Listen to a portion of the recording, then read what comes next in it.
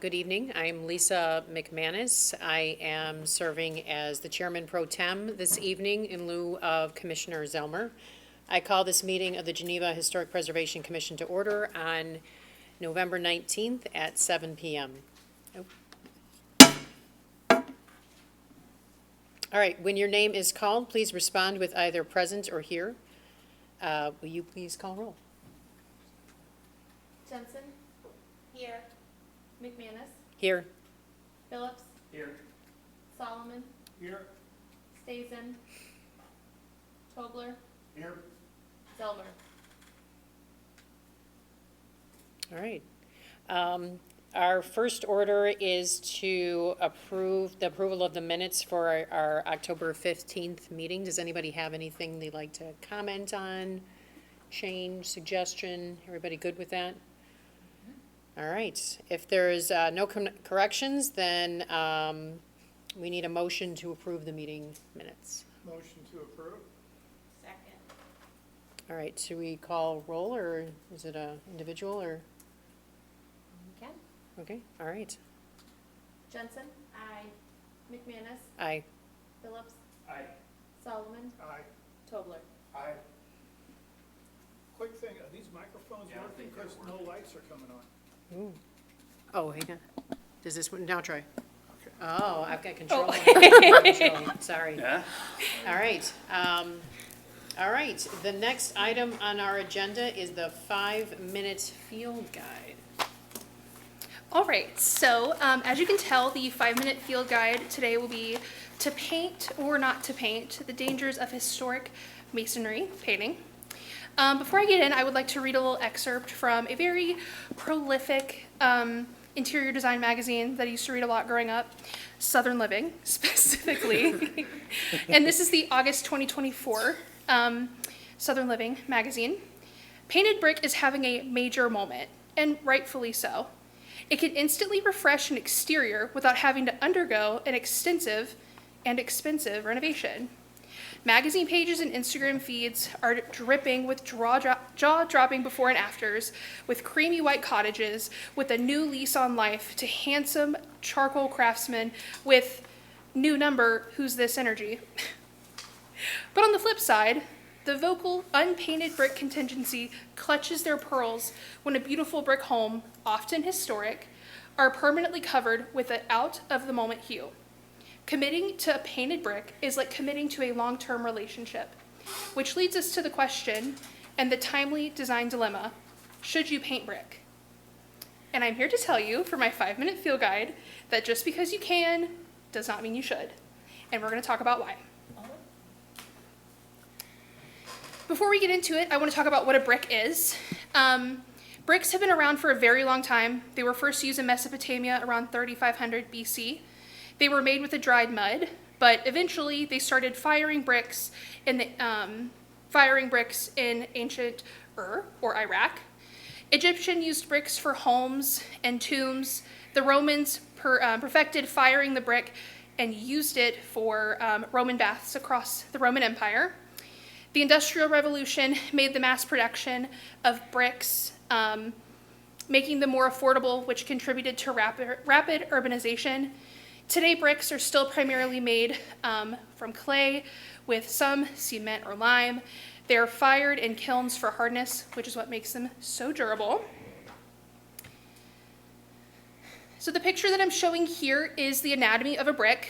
The body is the overall square, but it's also the inside of the brick. The body is obviously the material, and the face is stronger because it's fired in a kiln. And the frog is a little indent on the brick. There's a bunch of different ways you can do this. There are circles, there are squares. Sometimes we'll even do a stamp with the company name. The purpose of that is frogs were incorporated in bricks to strengthen the connection between the brick and mortar. The face of the brick, which is what we see on houses, that is called the face. That is truly what makes brick special. In order to keep your brick in great condition, you want to do all that you can to limit the damage to the brick. Painting brick fundamentally puts the face and the integrity of the entire brick at a loss. are some examples of what happens when you paint brick. First of all, it traps moisture. It blocks natural breathability. Bricks are porous and allow moisture to escape. Painting them seals the surface, trapping moisture inside the brick. This leads to damage, which you can see in these pictures, cracking, peeling, or even mold growth. It prevents natural movement because they do contract with the temperature changes. This can cause issues. If it can't contract, it can cause issues with mortar. And you have to do a lot with that. Over time, moisture and weathering can break down the paint, leading to chipping and flaking, which also can damage the brick surface, and also it doesn't look great on your home if it's cracking and painting. Painting brick is hard to remove. It's actually recommended that if you paint brick, or if you have a house that's already painted, the best method is to keep painting it. So if you buy a house that's already painted, but you want to have that natural brick finish, it's a lot of work, and that typically entails sandblasting, which hurts the brick, which leaves it more vulnerable to damage. And if you have a brick home and you're considering painting, or you want to inspect for damage. You want to regularly inspect your brick for cracks, chips, loose bricks. Promptly repair any damage to prevent further deterioration. Overall in your home, if you're seeing that your brick is looking a little funky, that's not an architectural term, but we're going to use it tonight. You want to make sure that there's proper drainage around the brickwork to prevent water buildup. Clear your gutters, downspouts, any landscaping features that might block water flow. You want to avoid harsh scrubbing. The National Park Service actually recommends you really don't even clean your brick. You can, do a little light scrubbing to get like a lot of that dirt or whatever off, but they recommend just letting the natural patina do its thing. You want to avoid harsh scrubbing if you do clean. You want to control your landscaping. Keep plants, vines, or shrubs away from your brick walls because those can also provide moisture to the brick. If you have stains like mold or mildew or rust, you can use vinegar for organic stains, or they have specialized cleaners for rust that you could use. But I think you want to reach out to maybe your preservation planner to see if what would be best. In colder climates, prevent ice and snow accumulation on brick surfaces, as freeze-thaw cycles can cause cracks. Avoid using salt on bricks. Obviously, you can't always help that you have to use salt, so. Regular care and maintenance can significantly extend the life and beauty of brick surfaces, ensuring that they continue to provide structural support and aesthetic appeal. And that is the 5-minute field guide. Riveting. I have a question. Yeah.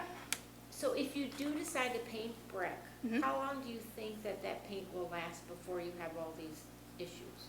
Like a year, 2 years? I'm going to say max 5 years, Okay. and it depends on the climate. I know in Savannah where it was hotter and more, I don't want to say, thank you, Yeah. I was going to say something else, but it definitely came off faster, but it will come off within 5 to 7 years. Thank you. So very temporary solution Yes, and not recommended. not recommended. All right, thank you. Thank I you have a for- question before we get off that topic. Yes. Just are there any policies in Geneva regarding painting brick or buildings in the historic district that haven't already been painted?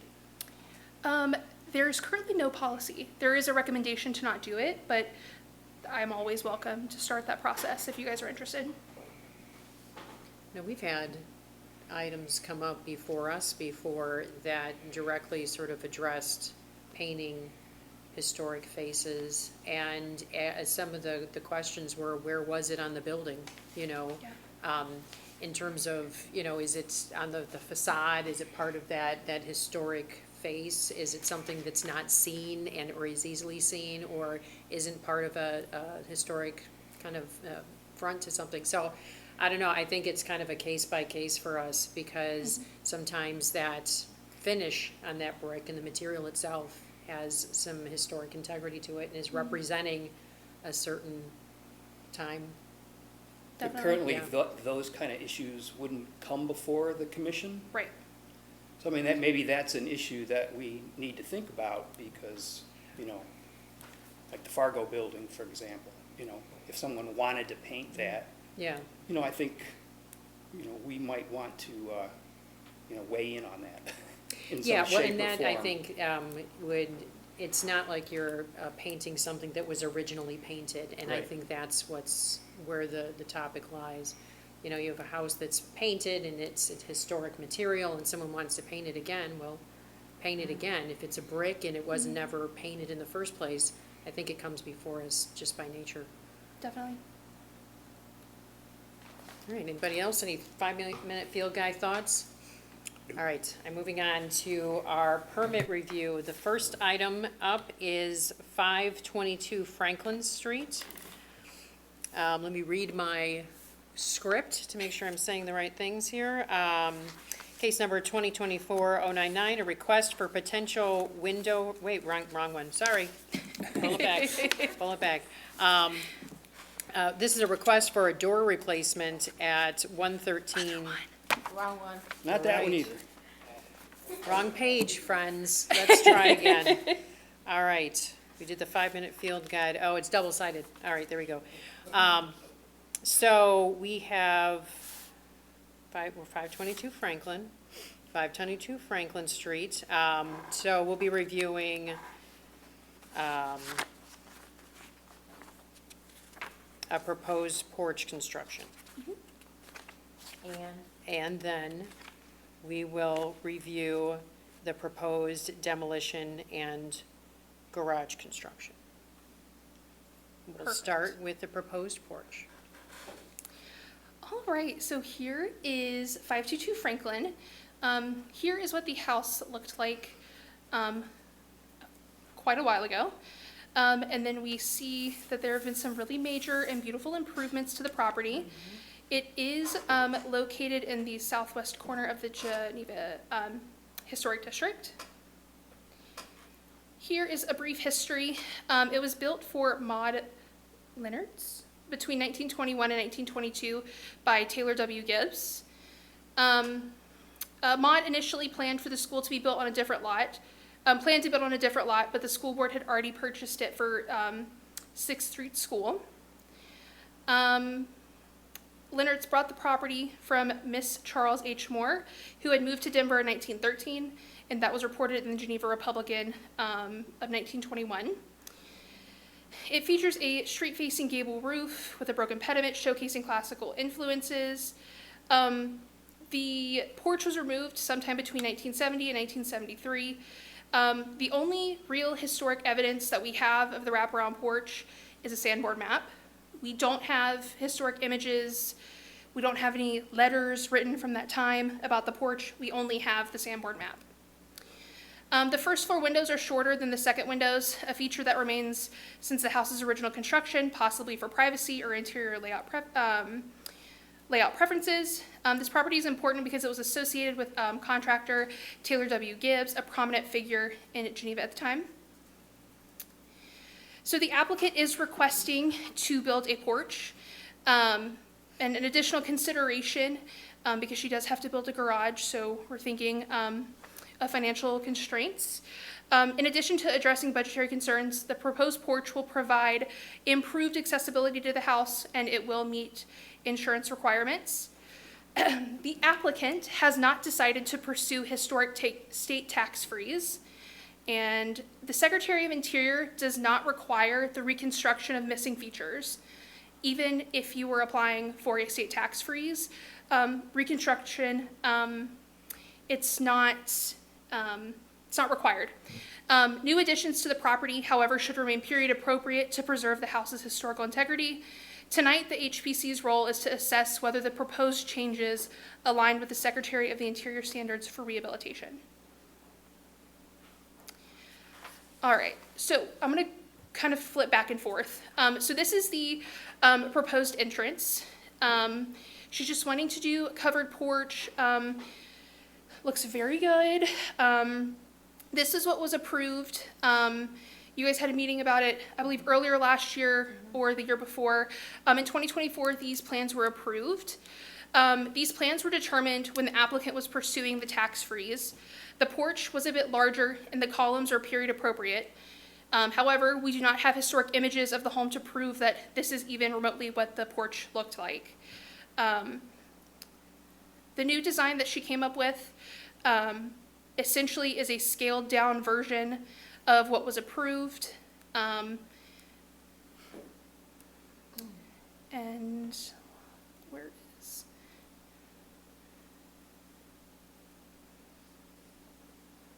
Oh, okay, sorry. The only thing that really could be considered is the columns. While the columns are a period appropriate, the columns for the proposed design are more period specific.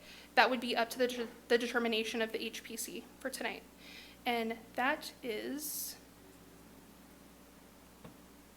for, this is case number 096.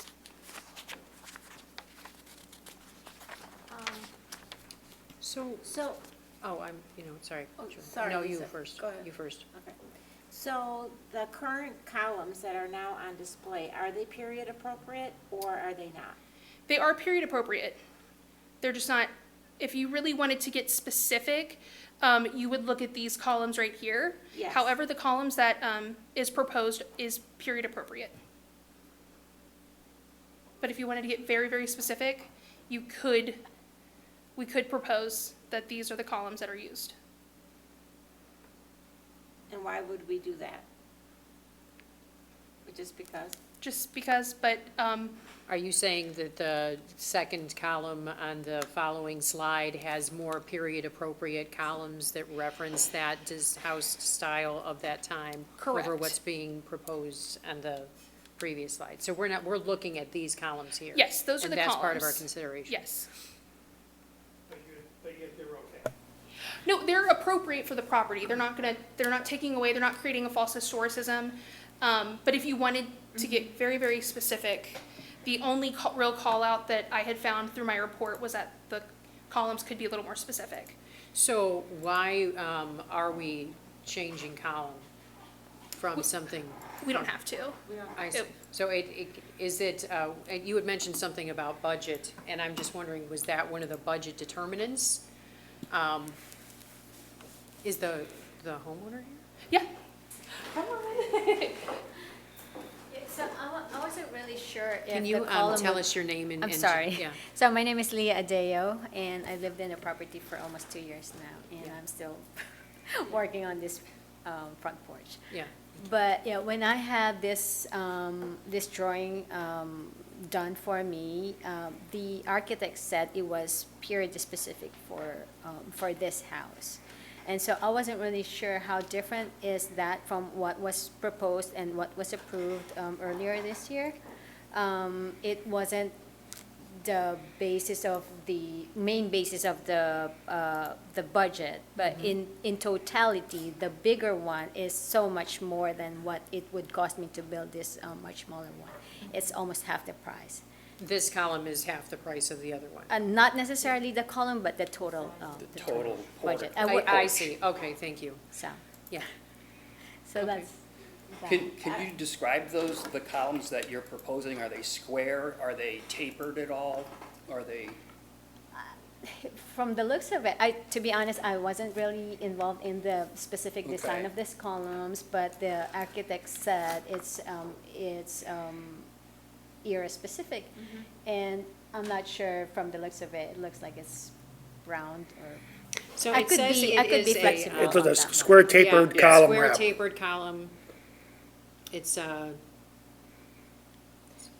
Who is your architect?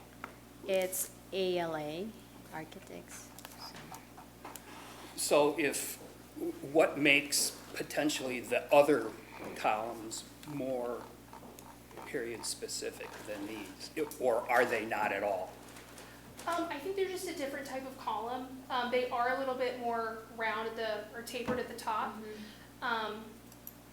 It really wouldn't make a difference. Just, Do you have a preference, or do you?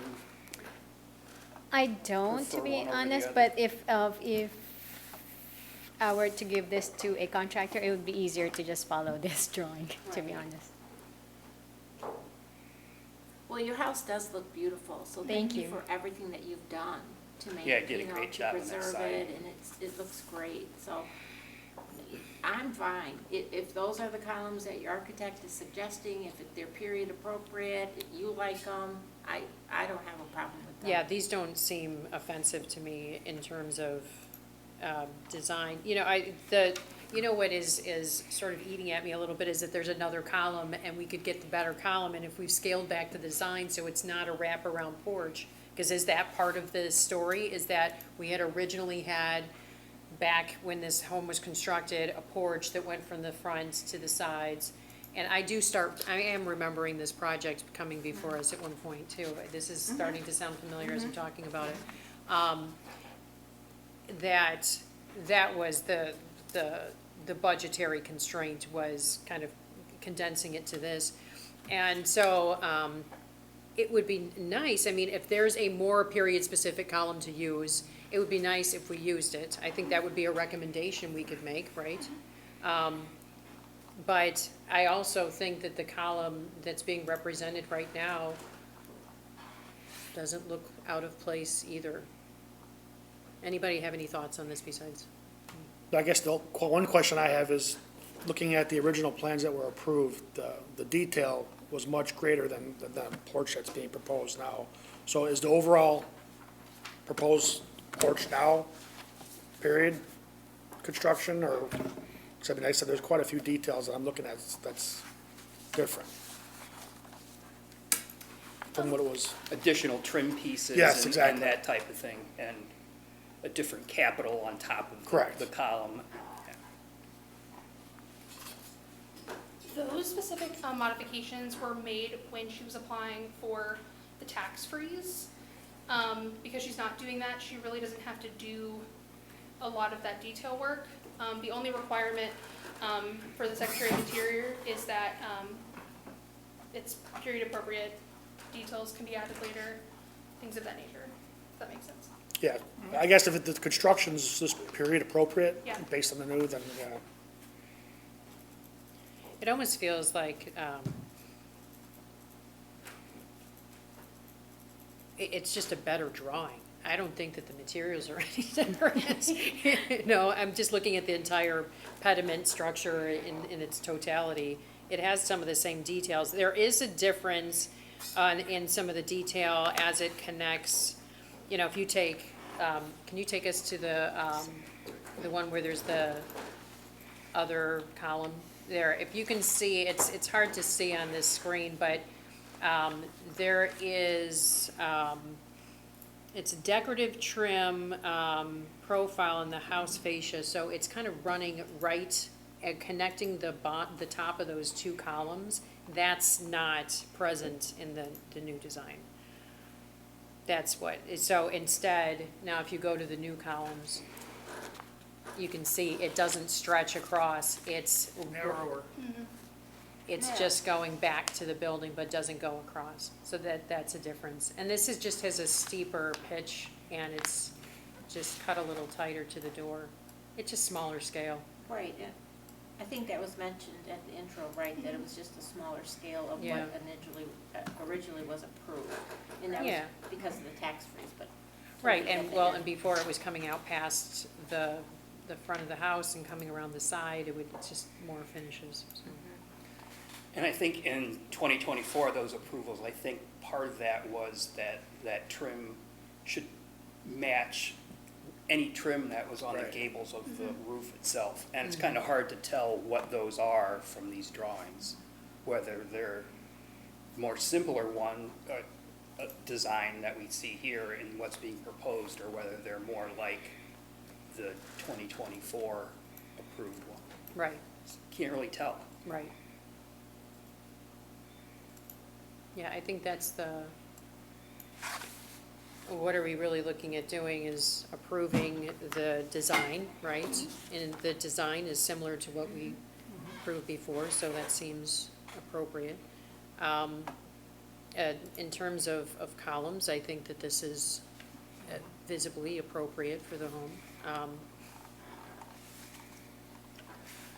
Dangled those other columns in front of me and made me think about it, but I mean, I've walked around and what style of house would you call this in terms of, I mean, is this some a partial Greek revival type, or, Real classic. I mean, I think know it's it's not neoclassic. strongly I that, think but- it could be a combination. I do think it's leans a little more neoclassical. Yeah, that's gonna be. I've just walked around Geneva in that area and, you know, looked at what columns are being used out there on houses. And really, it seems to be a mix of 50-50 of Yeah. round Doric-type columns or square Yep. columns. Couldn't really, you know, discern much of a difference on, you know, houses that were even more strongly neoclassical or Greek revival like that, so. It seems like the design is appropriate in scale. It seems like it's appropriate for the home. I think it's appropriate in multiple ways. The roof pitch follows the same thing there. It's a little smaller Yeah. in scale, but Yeah. at the same time, there hasn't been a porch on this house in so many years. This is a huge step up. Right. Yeah. So, Yeah, it Uh, is. No and- pun intended. no pun intended. So, no, you know, whether it's, you know, as was stated, whether it's square or round, there are variations of it all over. So I'm cool. So are we good? So we're taking two separate votes, correct? Yes, this I would be. still have another question. if Yeah, there's- Oh, sure. yeah. Just the roof over the side door, we're approving that also as part of this, just so everyone understands that? Yes. Yes. Okay. No one has any comments on that? No, it's just a little It's a- mini version. Yeah. There's a nice pitch to it, no? Mhm. Do you? No. Do you? Okay. I'm assuming that the siding inside that we see on the porch will be of the same, will be wood, will be of the same exposure thickness as on the house? Yes. Yes, okay. All right, Yeah. good. Okay. And this would be, we're approving 2024-096. Okay, so can Case I get a number? motion to approve the proposed porch construction? Sure. I move to accept the proposed porch,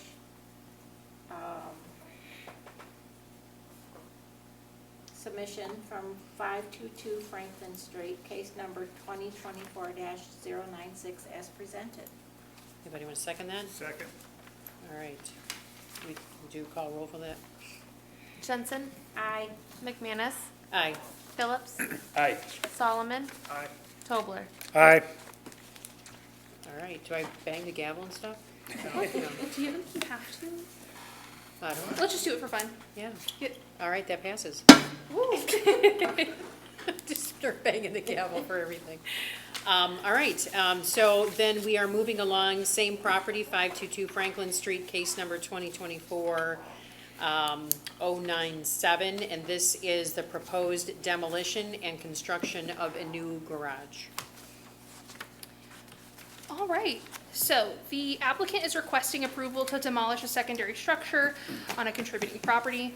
The applicant cites that the structure has been deemed a hazard following damage sustained during the July storms. This was proven. She had a structural engineer and/or architect send us a report saying that it was structurally unsound and that the best way to move forward would be demolition and reconstruction. If demolition is granted, the applicant intends to construct a new secondary structure on the site. Documentation supporting the condition of the structure has been provided. Okay, I did add that. So this is kind of the renderings of what the garage is going to look like. The garage will be a bit larger than the original garage that's being demolished. However, it still complies with the city's setback and accessory structures requirement. It also is compliant with the Geneva Historic Design Guidelines. We're going to do a little, look at these a little more. These were provided in your staff report.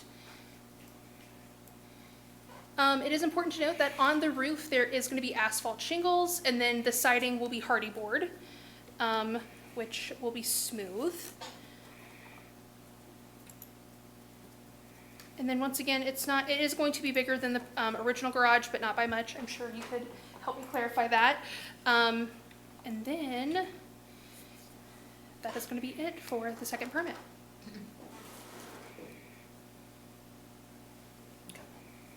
Any thoughts on this submission? I have a question. So the secondary structure, the garage, is not historical? It's not. Okay. That was confirmed by, I know her first name is Brittany from the Illinois SHPO. I did confirm that it's not historic. So it's on a contributing property, but the structure itself is not. Correct. Okay, so the material then is not historic? Correct. Okay. So in the staff analysis, it says, while the removal of the historic materials does not fully comply with, what historical material are we talking about? I could have been wrong on the staff report. Currently for this garage, there was no real historic materials. Okay, that's just what I need. That's a clarification. Sorry about that. No, Okay. that's totally fine. I just needed to make sure that I understood. It's not historical and there's no historical Correct. materials. Okay. And then the current structure is just structurally unsound. Correct. And, what, a tree fell on it? Yeah. A wild summer. What is currently on that garage now? What is the siding on there? Is it wood siding or? There's a mix. I know that in the back it's essentially, is it plywood? It's plywood. Oh. And then the remaining of it is going to be clapboard. Yeah. So do we have any idea how much larger it's gonna be than this width-wise and height-wise? So we're proposing to build a 22 by 22 garage, just so just so the two cars could actually fit in there. Right now, it's 18 by 18, and it's very tight. So it's for it not to- that much bigger? Yeah. Yes, sir. Okay, great. And Practical. it seems like it probably will be, the new one will be about that same height. That's right. And then the hardy board will match the size of the planks that are on the house. Correct. Yes. And it is. Well, wait a minute, that probably is not correct, right? Because side- what is the Why? exposure of the wood siding on the house versus what's available in the hardy board? I think it's a little different. Are you wanting to match the house or match the garage? Well, I don't think we can match the house. I guess Right. that's what want to make sure everybody understands. Oh, yeah. But I don't know what the What's the difference? exposure on Okay. the garage going to be. Is it going to be 5 inches, 6 inches? It doesn't seem to appear anywhere on the drawings. I'm sure that's something we could reach back out to her contractor and see if it's possible. Because for the hardy board to be, Oh, wait, hang on, I see something. I would imagine that it's probably going to closely match. Yes. the As siding close on as the house. possible. As close as with possible. Pre-finished Yeah. material. Yeah, so it would probably need to be the thinnest I think that's exposure probably, of hardy board that's available. So I just talked to a contractor, and he said the most economical way for me to do this is to put in a vinyl siding, but that would still look the same as the house. then you And told that's him- what my budget can actually accommodate at this point. So I am also, I mean, if it's not part of the application, I am requesting for like a vinyl siding, at least the sides that are not street facing. For the front that that you can actually see from the street, we would put the same cedar siding that matches the house. so front facing That's would right. be the same cedar Cedar siding, siding. and then you're requesting for vinyl. On the sides. Because that's a big difference in the cost too. It's a significant difference Yes, sir. I over thought- the hardy board. Yes, sir. for the So whole I thing. thought it was about 10,000 less for a vinyl siding compared to hardwood. can you take us to the site plan again? Yeah.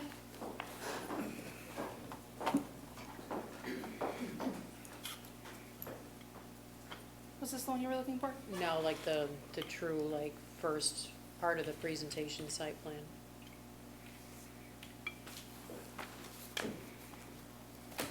Keep going. Wonder how far it is from the main house? I want to just see the Oh, okay, the let me go whole back. thing. There we go. Okay. That's all I want to see. So the garage is kind of tucked back off the main road It is And- tucked back pretty far. and really just kind of visible from the front, and the sides and the back aren't visible. Is that true? Okay. But shouldn't the plans reflect that, though, if we're requesting, when she's requesting to have vinyl siding, that it would be on the drawing? I think we can make a request when we do an approval. We can say what we want to do. So these right here, it says all front, back, sides, everything hardy board. Correct. And then there's another thought that you can save some money by sides, back being vinyl, and then the front being, what again? It's just seating, oh, okay.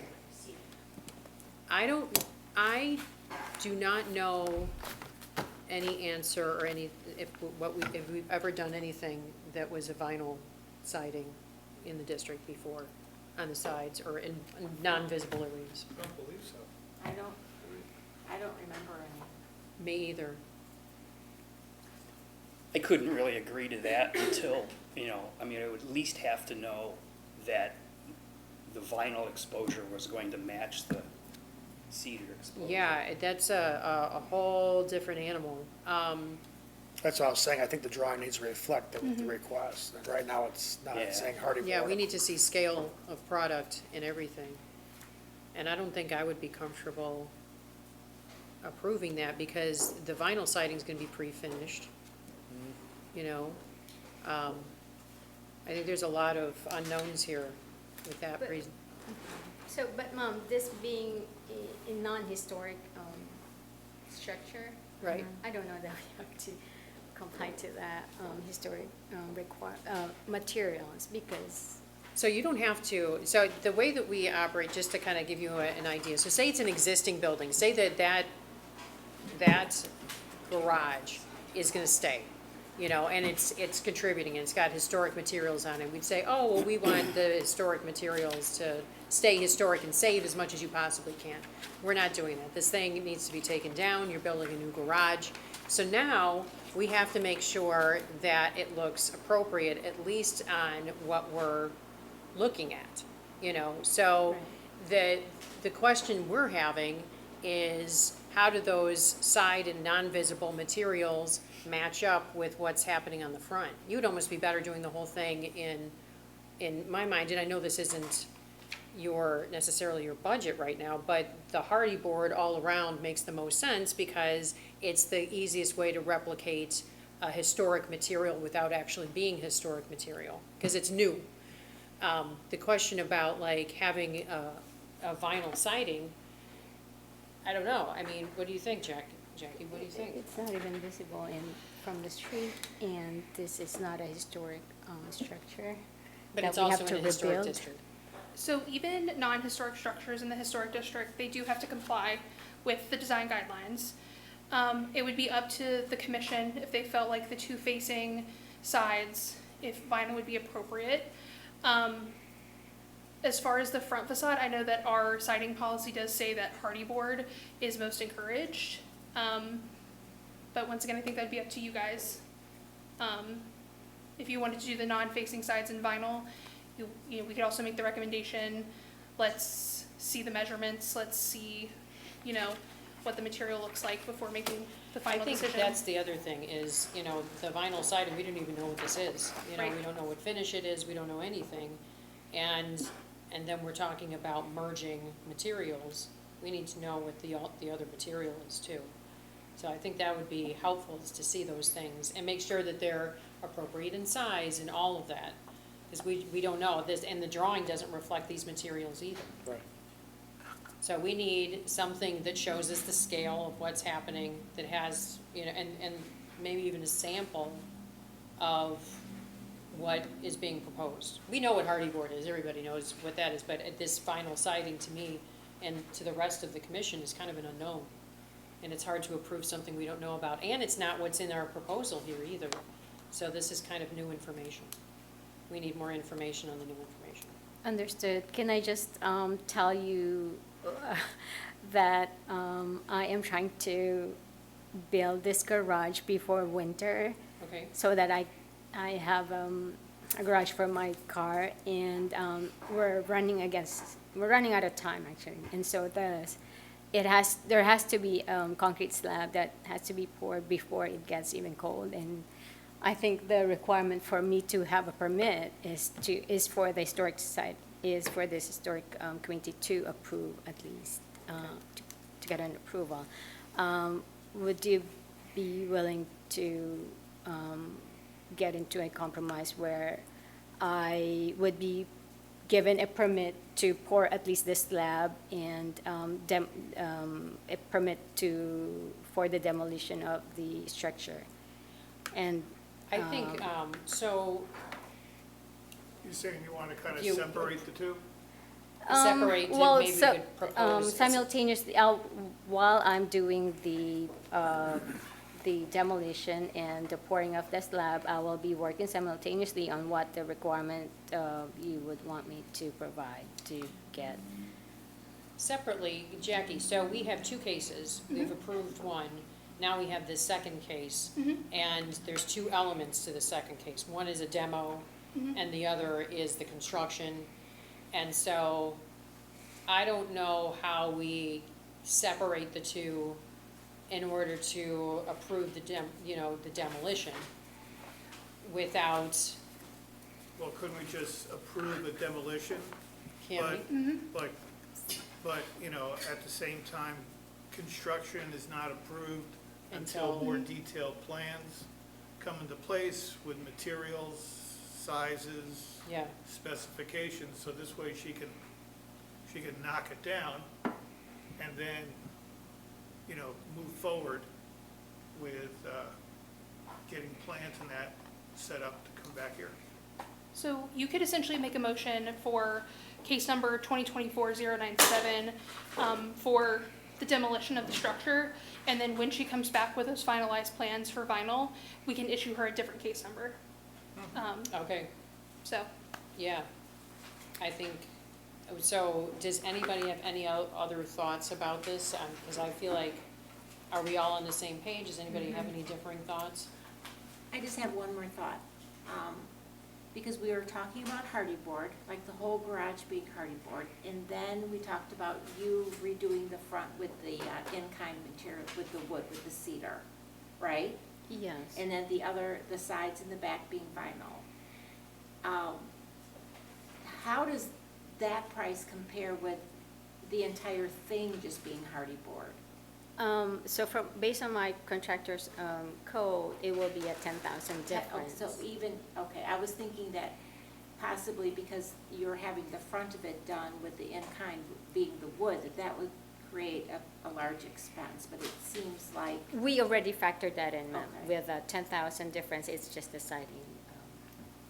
Because like I So said, do you- I wanted to comply to the HPC's requirement of at least the street facing to right, look like the house itself. I think what Did would- you get a cost for doing the entire garage in hardy board? that is That's included in 10,000. what you guys got, that's all hardy board. correct? And that's 10,000 more than doing the cedar and the vinyl. That's what she's saying. And so, and then the third question I have is, has anybody looked at, I'm assuming cedar all around is more than all of that, right? Yeah, I would, That's more expensive. yeah. Yeah, okay. And just remember, she did her whole house in. Yes, if you Yeah. could be considerate with that In- one. yeah. I was In forced kind. to Right, right. use cedar. So, does someone want to, because I think that, the message from us is that we, of course you can take it down, it's falling down. Take the garage down, pass some, create a motion and approve the demolition of the garage, and then we can separate the construction of the new garage and say we just need more information on the other material which isn't presented here in the drawings or in scale in anything. We just don't have any information. I would suggest having a proposal for all hardy board, and then the hybrid version you're kind of talking about. The one that you have right now is the one with the proposal with the full hardy board. But then I would suggest having one with the cedar and the vinyl. So this way, because there'll be other commissioners, Yeah, you're when you gonna. come around again, so this way they can see what the differences is, you know, Yeah. and they take economics, you know, Yeah. into play, but it'd be like, okay, well, you know, you're saying it's $10,000 less, but, you know, they're gonna wanna see it in writing. So if they can tell you, you know, how much it is, just put it in writing that, okay, having cedar on the front and vinyl on the sides is gonna cost X. All hardy board is gonna cost Y. Yeah, And so this way we can look at the two, and once again, the drawings need to be modified for both with the details that were mentioned, you know, as far as color, material, texture. and that's a things of quick change for whoever drew these up to make those changes. You can send you out the information. Yeah. Okay, so in terms of timing, ma'am, is it possible for me to build it before winter, before it gets cold? I mean, that's all I'm asking at this point. I would, I don't know, I think we need to have the information. I don't know how fast you can get us that information, but we meet once a month. I don't know, I don't know how to expedite that. Is there a way to expedite this in terms of getting something approved?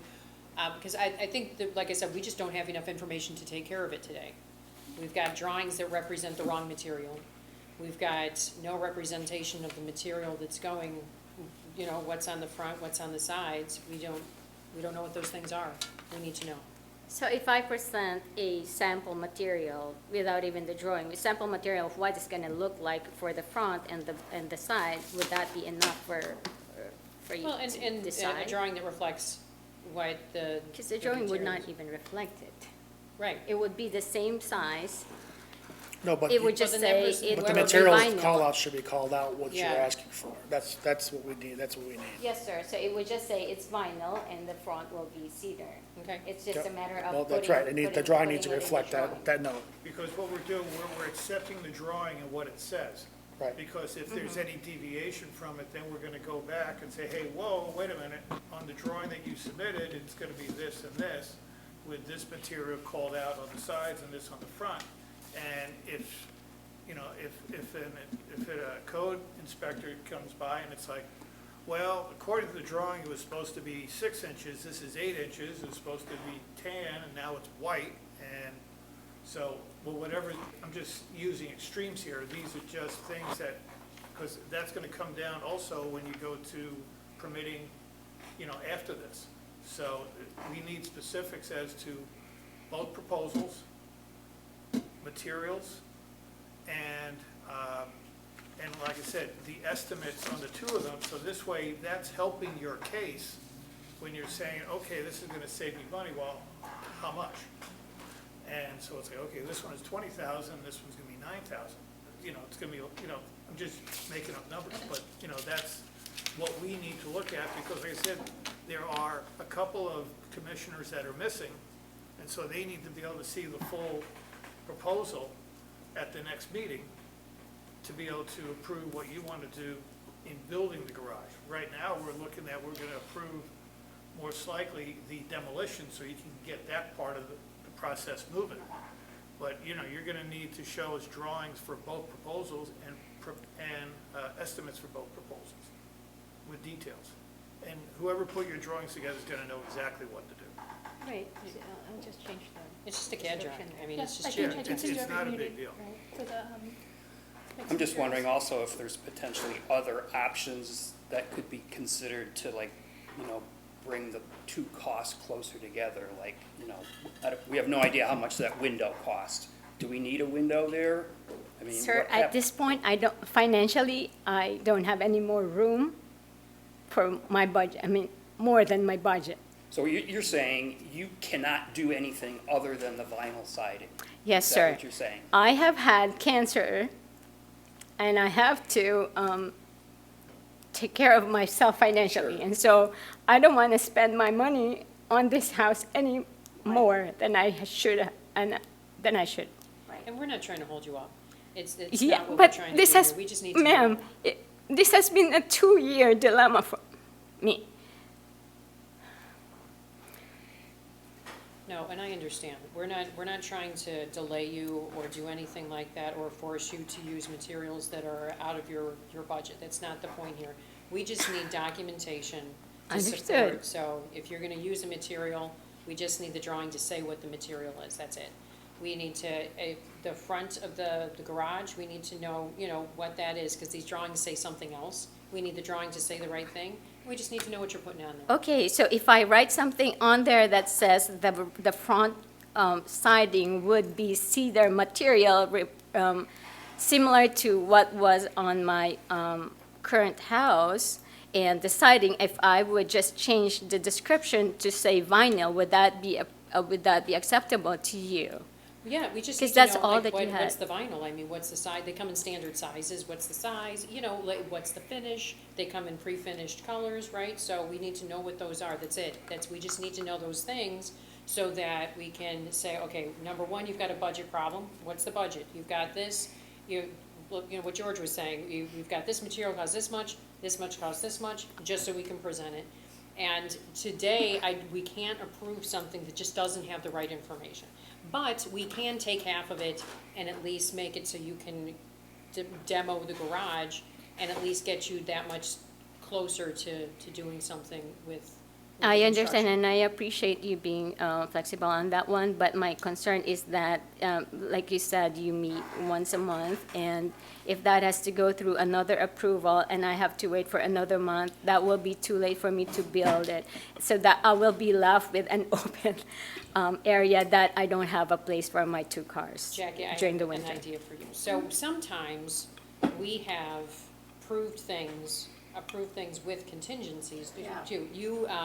You know, we approve something assuming that, you know, my thing is, I don't know the size of the material that's going on the sides and the back. I don't even know what the finishes are. I would say we could put a contingency in there and say, that we can approve something with the understanding that the cedar siding will match the size of the house, and then the aluminum, or not the aluminum, the vinyl siding will also correspond in size, you know, but then we don't know what the finish is either, you know? And it's a pre-finished material, which means we care. Will it be okay to build the structure of the garage without the finishing of the sidings, and we can all agree on that? All I wanted before the winter starts is for me to have a garage, a working garage that's safe and Have we ever usable. done, and I'm not ignoring you, I'm just thinking about ways we can expedite something between meetings without having to physically come here, because that's challenging. We could reference, obviously, that would be up to the commission, excuse me. So for this exact project, these were final plans that were created with Mr. Lambert's requests. And you guys as a commission voted that if your guys' comments, like if you want to see estimates, new drawings, if they have those and they satisfy the design guidelines and the Secretary of the Interior standards, I could approve it. You could do Right. So that could be an option today. But That was I my think suggestion. we need to be very specific About what. as to we're what looking she for. needs. Yeah, And obviously estimates, new drawings, for sure.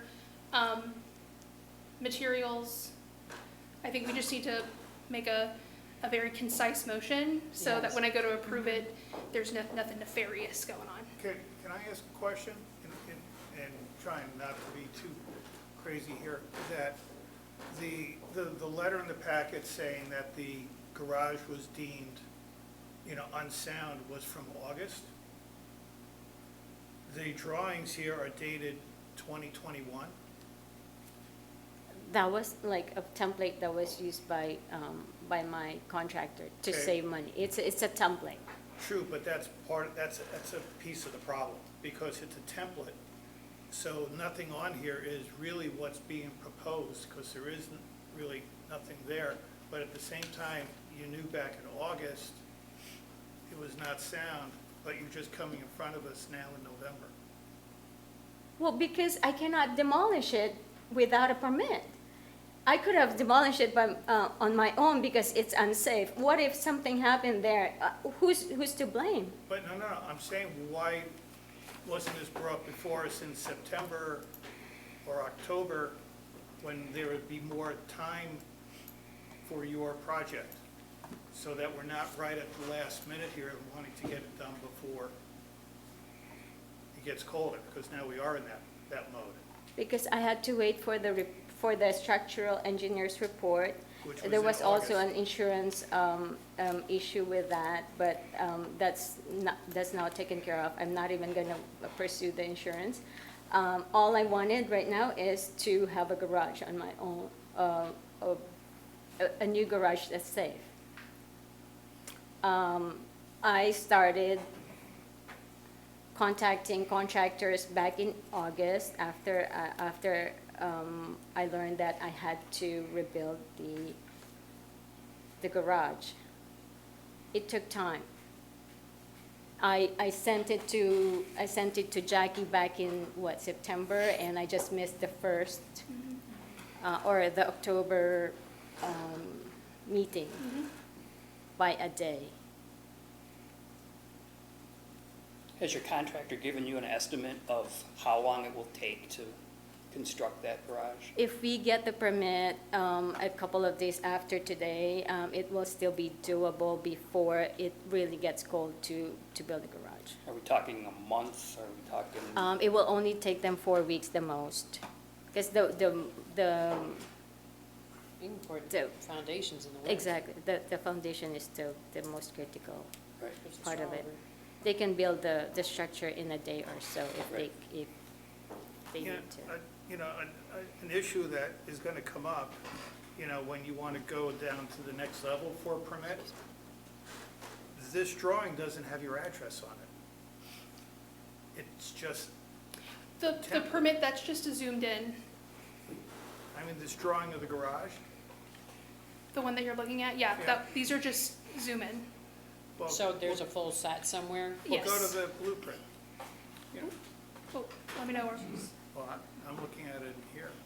I think she did a screenshot of some Oh, you parts just- of a. I of just a full screenshotted it set. and then put it on there. Her, Okay. her address is on there. No, not on the entire drawing here. It says erect two-car detached frame guard garage on a new concrete slab, and it has an address of 16116 South Long Mannion Lane, Plainfield, Illinois. Is this the staff report or the presentation? It's in the agenda. Staff report says, I'm looking at the drawing right here, it doesn't have the address of the Okay. garage on that drawing. So it just has the address of the architect? I'm Okay. guessing.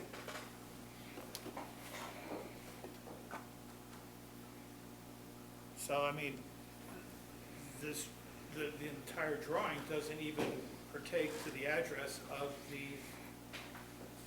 where this is gonna be built. I think that's taken care of in the permit. It's a template, yeah, because it's 3 years old. Had the correct information in there for permit purposes. Okay. I think what And the question I have, just for maybe my education, So, okay, would we be setting precedents by allowing vinyl siding in the historic That's, district? I just want to know what That's a it, good question. I don't know if Right. that, That was my question too, okay, so the applicant comes back, and she submits information in the front of the garage, which is visible from the road, which she has to follow HPC ordinance on that, and she does the wood structure. The sides and the back, we cannot see, so that's not privy to us, and I know Right. she's suggesting vinyl. Right. But is it because she's suggesting vinyl that we can't just approve it for her right now? And if she comes, We don't even know how big it is, or, you know, it's a pre-finished material, so what color is that, you know? I mean, what's the material? are we I mean, concerned with color? Should we be? With the pre-finished material, we are. Okay. It goes back Because to it's that gonna dictate what's pre-finish. happened on the other side, unless it's, the front's gonna be a different color than the other sides, you know? You're not being specific with color, you're just being specific that it looks the same on both sides. Yeah, we just wanna know what's going in there, you Perfect. know? What if I leave it bare and not have any vinyl sidings at all? Will you not accept it? What do you mean leave it bare? Like a Like plywood? with Tyvek? Yeah, Like tie a back. little wrap or something? Just so I have something in there. Well, Well, I'm just wondering if, I think it was mentioned earlier, if we could approve demolition, building the concrete slab, and even putting up the structure itself while we're waiting to get final information on the siding.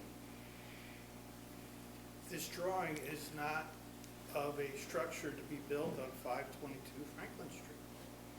It's a template with no address, no specifics, it's one page.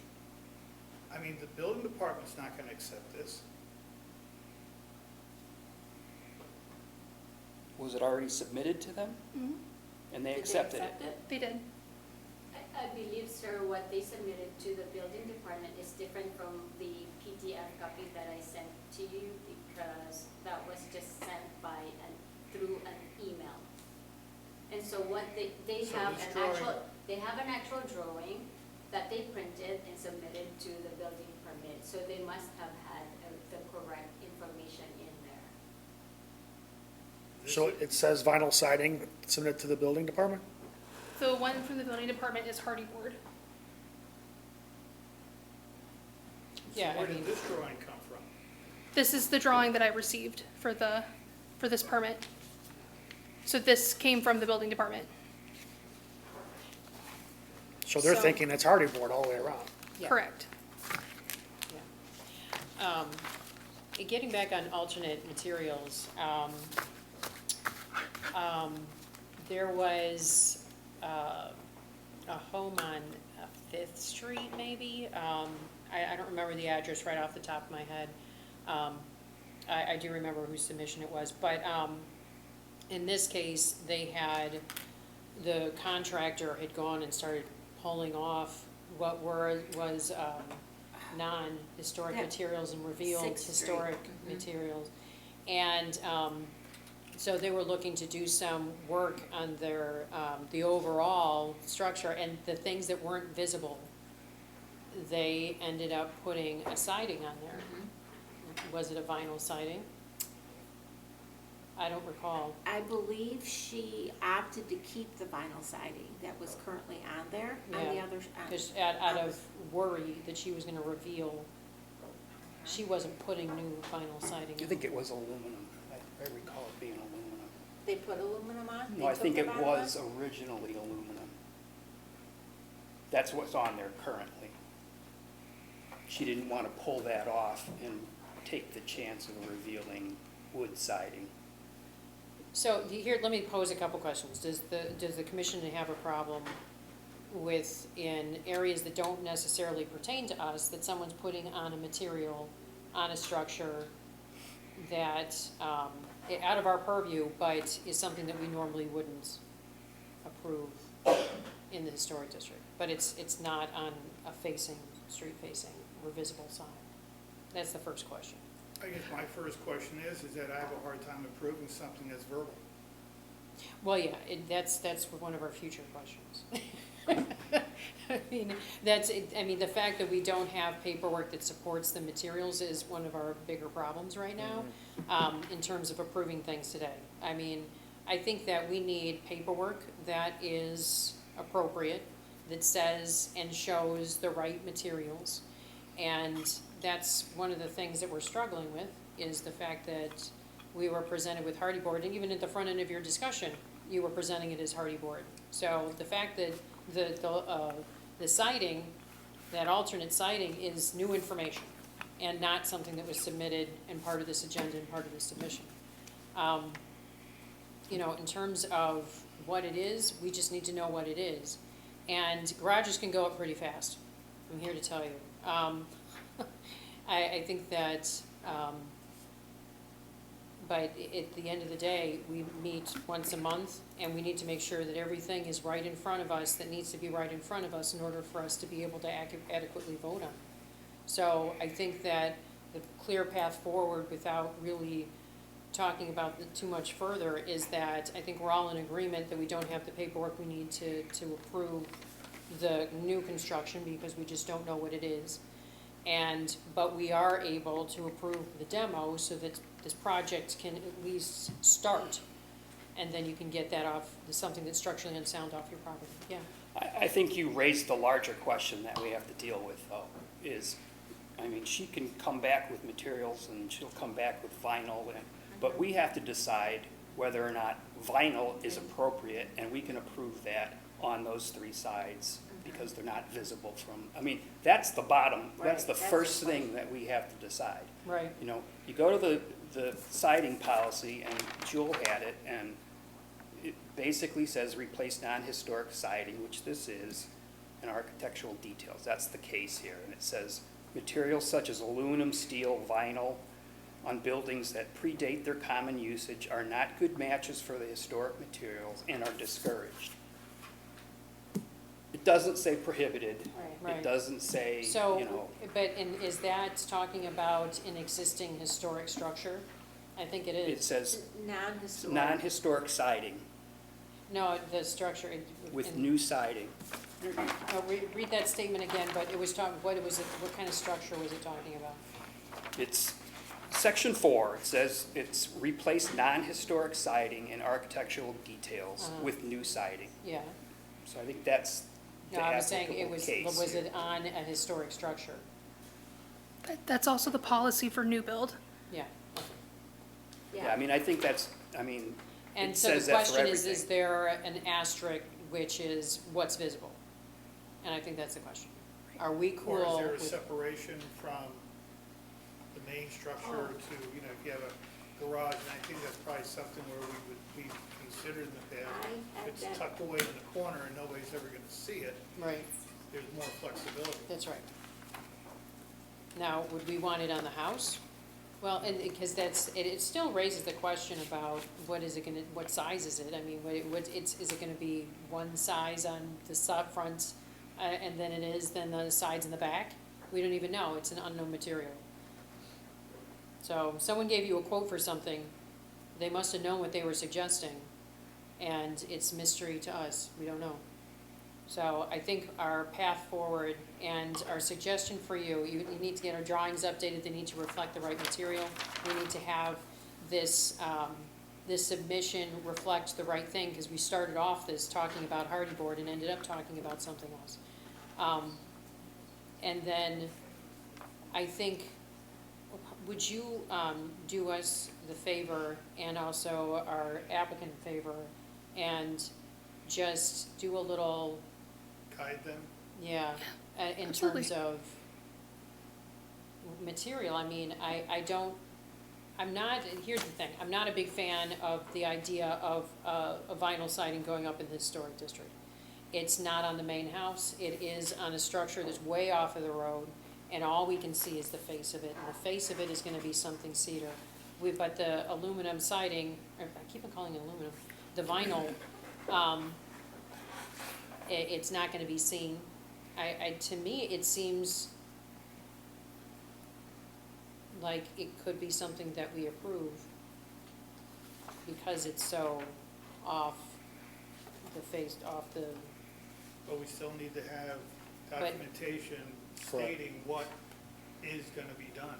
yeah, And this is saying one story, you're telling us something else, which we're not, you know, I'm not denying that, but it's not jiving. And I also think that further your case, is the cost differences between all hardy board and then the hybrid method you're talking about It's part of your submission. is part of the submission, because that's, once again, we take economics into this seriously. And so, and a lot of different cases, we've done that. So, but we need to see it, and like I said, I mean, George is not here, Paul's not here, and they're gonna wanna see the numbers. Yeah, That's the way they're wired, right. so, Would the number be the main but it's gotta be documented. basis for your decision, sir? Well, it's part of it. Is it going to be the number, or is it going to be the material? Exactly. Both. We need to know what the material is. We right? can't just blindly, we know what the hardy board is. We're familiar. We don't even need someone to submit that. We know what that material Yeah. looks like. When it comes to a vinyl siding, that could come from anywhere. There's a lot of tiers in that product. So, you're not gonna make your garage two different cut finishes, so it's gonna dictate the front of that too. So, it's important. We need to know what it is. Ma'am, so if I agree with the hardy board siding, would you approve it now? Because I just wanted to end this tonight. Well, I have treatment to take care of, and so I just don't want to take care of, I just don't want to think about this. we would approve the. Okay, hardy if board it's siding. hardy board that you want, I'll give it to you. But we're not trying to have a battle with you, and if you're I trying am, to get. this is just No, we're too not trying much to for dissuade me. you. If this is something that you need from a budgetary yes, ma'am. standpoint. Okay, so But I here- am but- already telling you, I Can I- cannot pay for that. But if you Can I want the give you hardy some board, I will advice? give it to you. I will produce the 10,000 for you and build a it's- hardy board, but just listen, like you want it. It's- Just please give me the approval tonight. But here's the thing, don't get so, and I'm gonna give you some advice that isn't necessarily HPC advice. I think that, I know you really want to get this passed today. We've had a very warm, fall, and people can pour foundations before, the ground isn't gonna freeze up in the next month. You've got time to do this. Garages go up quickly, and if you want to present this information and use this material, all we need is to know what it is. That's it. So our next meeting is when? December December 19th, 16th? 16th. 16th, Yeah. thank you. December 16th is our next meeting. You have that time to get the material, to get a sample for us, so we can pass around, check it out, see it, make sure that it's on the drawing and it's labeled on the drawing, that's it. And the anybody, paperwork to match. yeah, And then here's the other thing, is that you can always use this as a fallback. But if you get the paperwork to match and it works, and we're okay with you going this hybrid route, we'll call it, we can approve it then. If there's a problem with it, you pull the other one out and away you go. yeah. But don't, if you've got a budget, I know it's an emotional thing, and everything, and the money, the health, all of that, and you can still pursue this route, just make sure that we have the paperwork to see it first, then we can consider it. But the timing, Can I say something? this is my sister, and she lives in Just give us your name and, because. it's- I'm Gina Bagafonsa, I'm the sister. So with whatever's proposed right now, with whatever, everything written, would you be able to approve it tonight? Yes, that's. We would be, but Okay. I'm saying that, And then we will comply. We will just do the whole board, whatever sidings. No, yeah. Yes. I mean, I'm not here to tell you what to do, but yes, we can do that. We That's would. pretty much what I needed. Okay. Yes. Thank you. Yes. Are you good with that, George? Because you seem to have a problem with the drawings that we're Well, looking I at. mean- And I'm not sure that we're looking at the ones that got submitted. Well, that's the To other the- Well, then part. I that's don't somebody know. else's, Right. that's somebody else's baby, that's not ours. Yeah, but I mean, as it's presented, if you want to build this with hardy board, I'm okay. Then we'll build it with a hardy board. That's fine. We're not telling you what to do in terms of how to go about this. If budget is a concern, we just address this in a few weeks with all the information. If you want to present it as we're looking at it today, then we can do that too, so. Could, I appreciate that, but like I said, the timing will not be, We just need it done as soon as possible, if, And let me know if this is like off the beaten path, if you will. Let's say we approve the plans as is. Let's say hypothetically, at the next HPC meeting, let's say it's not cited yet. Could she come to the HPC, say, hey, actually, here are the specs that you needed, here's the estimates, could we change it? As long as she files in time enough to get into the next meeting. Yeah, Okay, And drawings reflect that. perfect. Yeah. All right, so does someone want to make a motion to approve things as we're looking at them today? In a more formal way.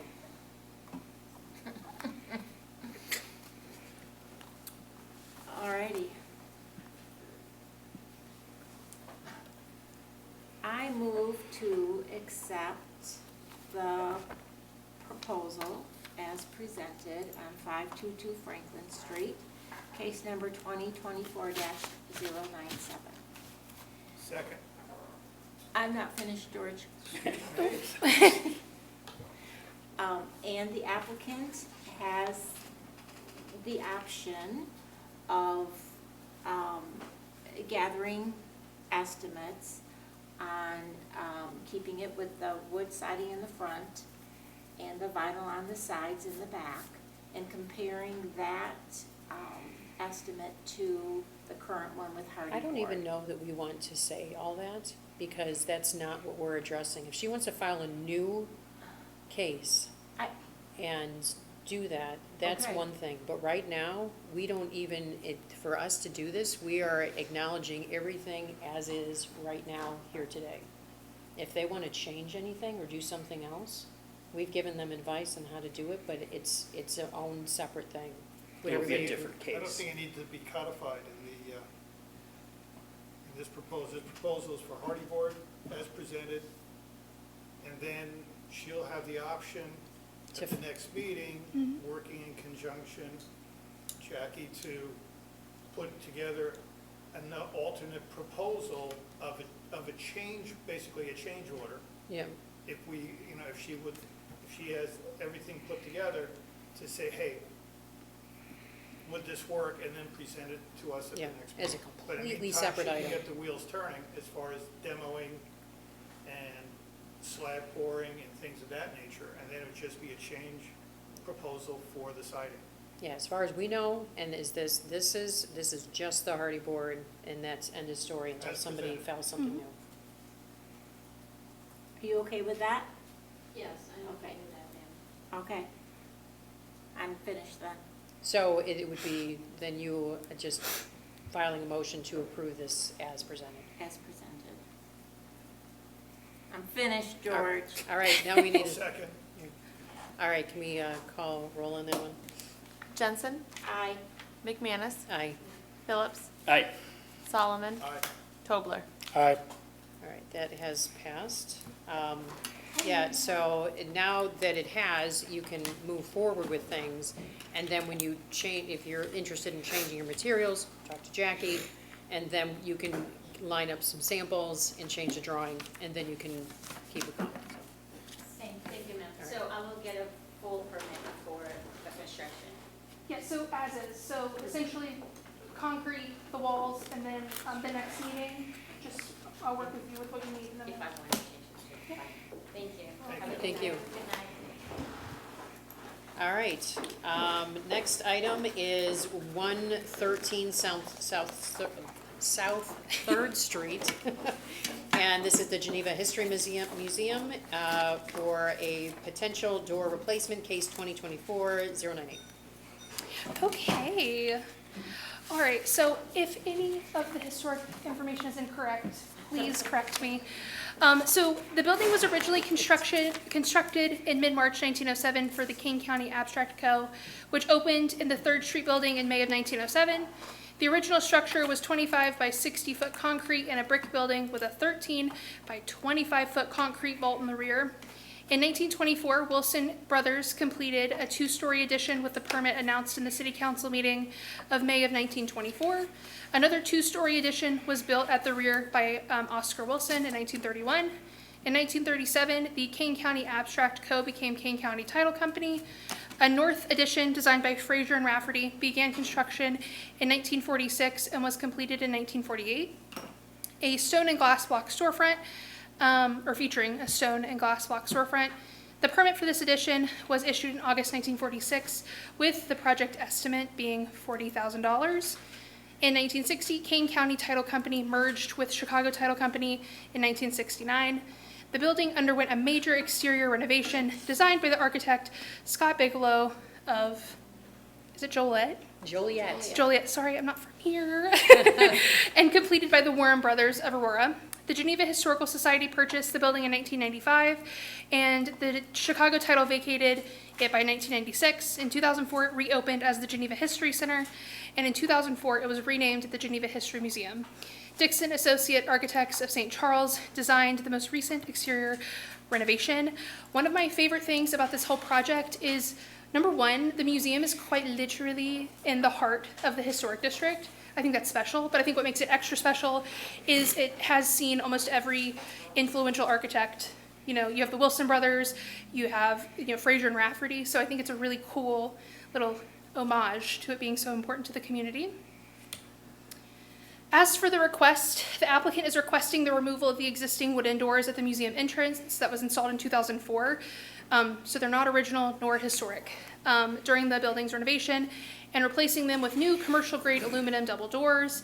Geneva Glassworks would complete the work. The new installation, the specs are on the other page. I'll just breeze by those before I mention them. The installation is designed to improve the building's appearance, security, and energy performance.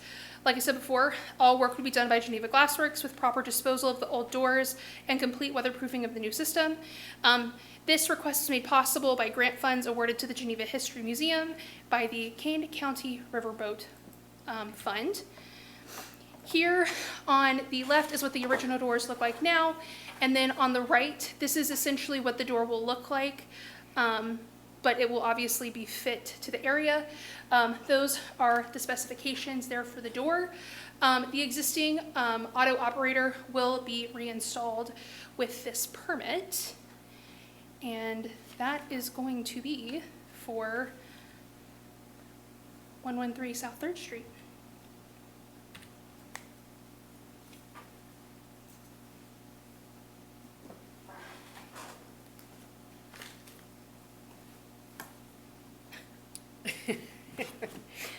I have no questions.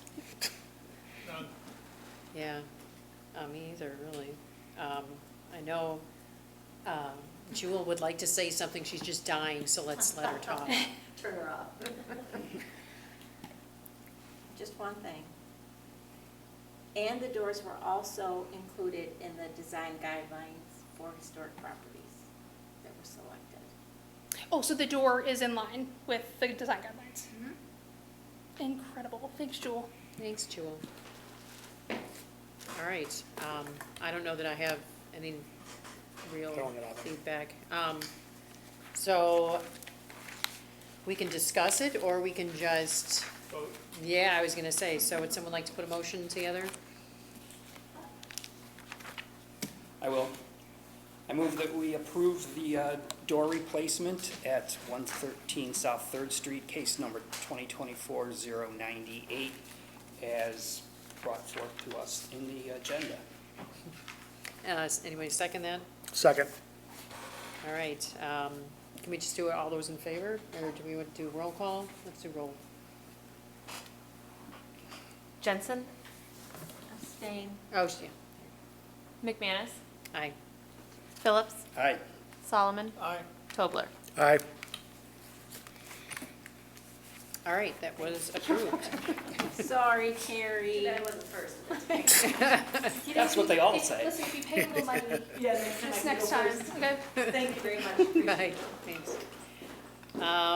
Next is at 514 James Street, case 2024-99. It's a potential window replacement.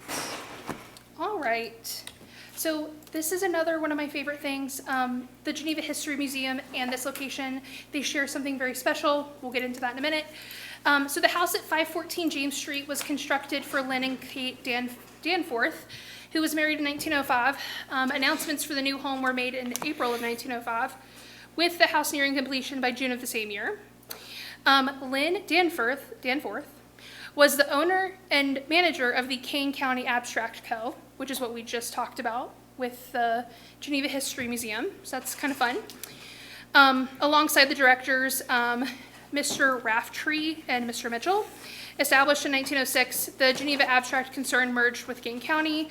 We have already reviewed this. By 1910, the Danforths and their daughter Elizabeth, they sold the home in 1920.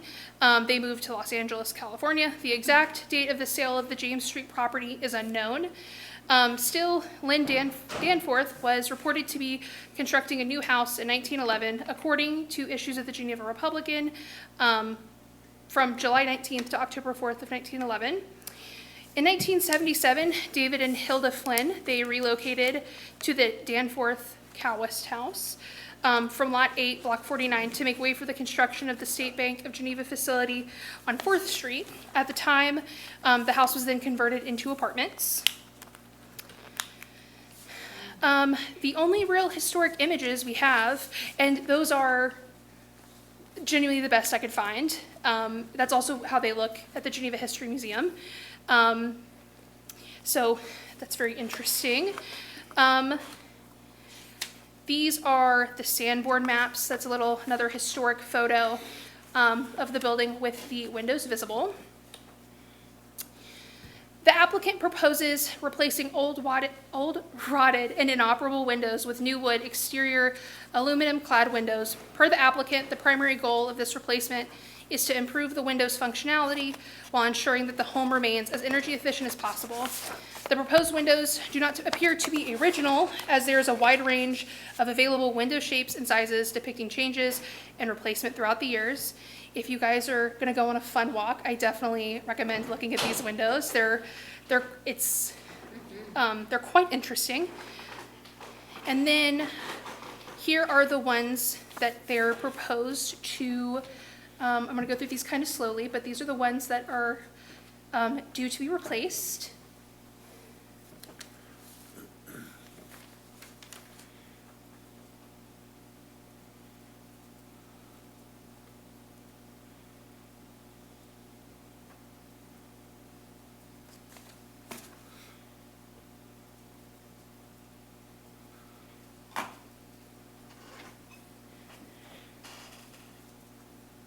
And then here are just some more images. Due to the current tenant's occupancy and the ongoing building project plans, it's really not possible to get great photographs of the interior of the windows. As a result, the available documentation does not include all of the interior window photographs. Per the applicant, the windows are all in similar, if not same. I meant to put, per the applicant, the windows are all similar, if not worse condition. A part of your staff report, I put all of the windows that are going to be replaced. Our applicant did label the windows and their location.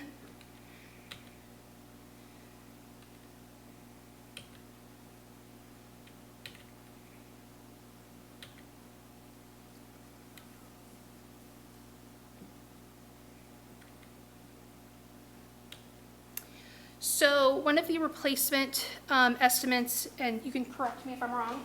No, it's just the material. Oh, just the material. Just for the material, it's going to be $32,991. And then I did include the labor. I forgot it on this presentation, but it is in the staff report that is available online. And then if you want to come up, answer any questions. And let me actually to the end. I apologize, guys. Let me move to this and I'll find it. If you want to start asking questions, What are start you looking for, the Labor and expense? Yeah, the labor and the expense, yeah. Well, we do it in-house. I'm Steve Friedle, by the way. I own the building, and I'm a builder as well. General contractor. So I own the building, and so I did my own estimate of ripping them out, disposing, replacing, and it's not much money for me to do any particular window, a few $100s per. Because what we're doing is we're just ripping off the interior trim, keeping the exact same exterior trims exactly the way they are. We're just going to scrape them, putty them until they look good, and then sand them and then repaint them. So virtually nothing is changing on the sizes of the windows. The only thing that's changing is we're taking the old wood ones out, which are all wood, single pane, falling apart literally. They have no seals. The balances are all broken. I mean, the double hungs are so old, they have those old counterweights and ropes. And those are all busted, and they're inside the wall.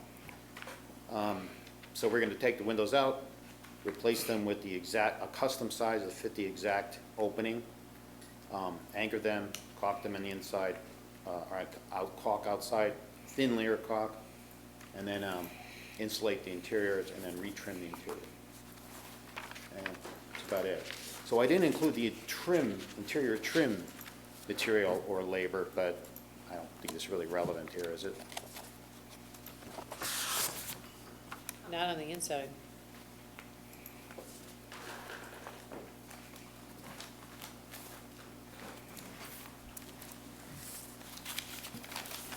So, Jackie, this property is a contributing property, correct? Correct. Okay. Well, before we get into discussion, I just, thank goodness that this 1905 house was moved and relocated to this location, or we wouldn't even be meeting today, because it'd probably be demolished, so. Yeah. I think that's kind of important. And you did a great job with putting together all of your documentation. Thank you. Very detailed, and it's pretty easy for me to follow. The only So- thing I might mention, though, is currently, as you can see on the left side of the house, is that horrible-looking fire escape, which Sorry, you're fine. was probably built, I'm guessing, when the house was moved. It would have had to been, because it's 3 units, first floor, second floor, and third floor studio. My goal is to rip that ugly thing down and build a 2-story porch on the back, right next to the existing porch, which has a roof. Then we would have an egress out to that second-story roof or deck from the second floor. And the third floor would have the egress reversed down to that second floor deck, and then the second floor deck would have egress down to the ground or the first floor deck. That way we can eliminate that entire horrible-looking structure.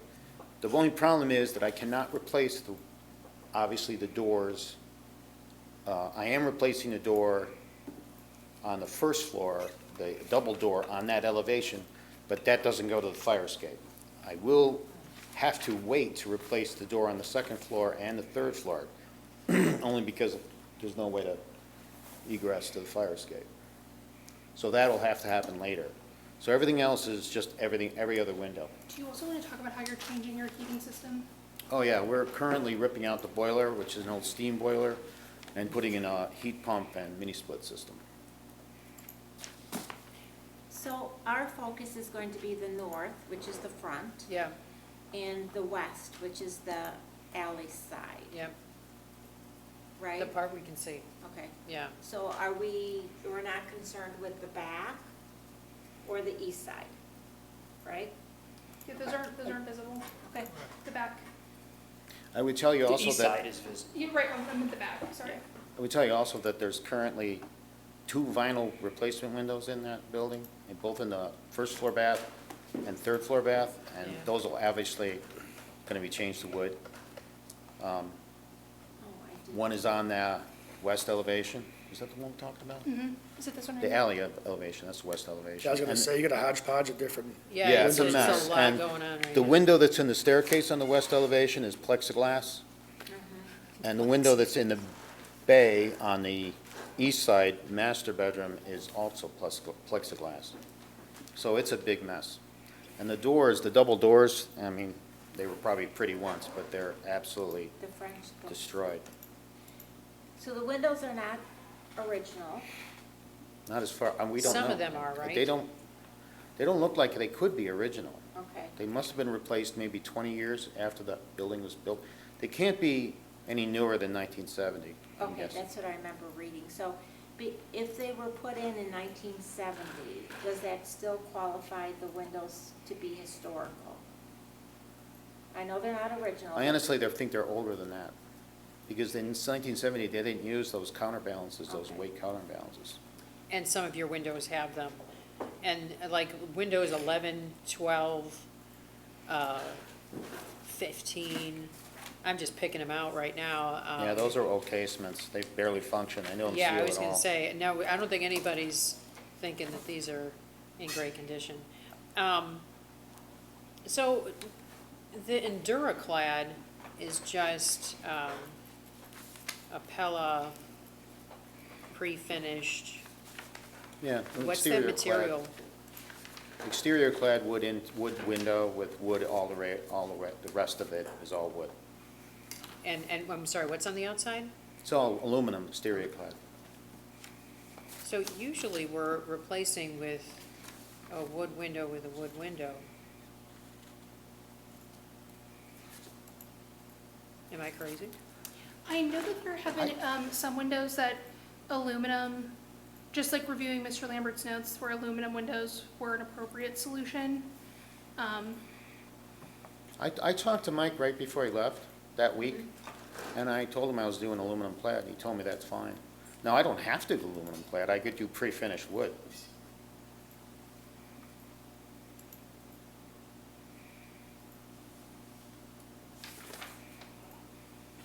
It's actually less expensive.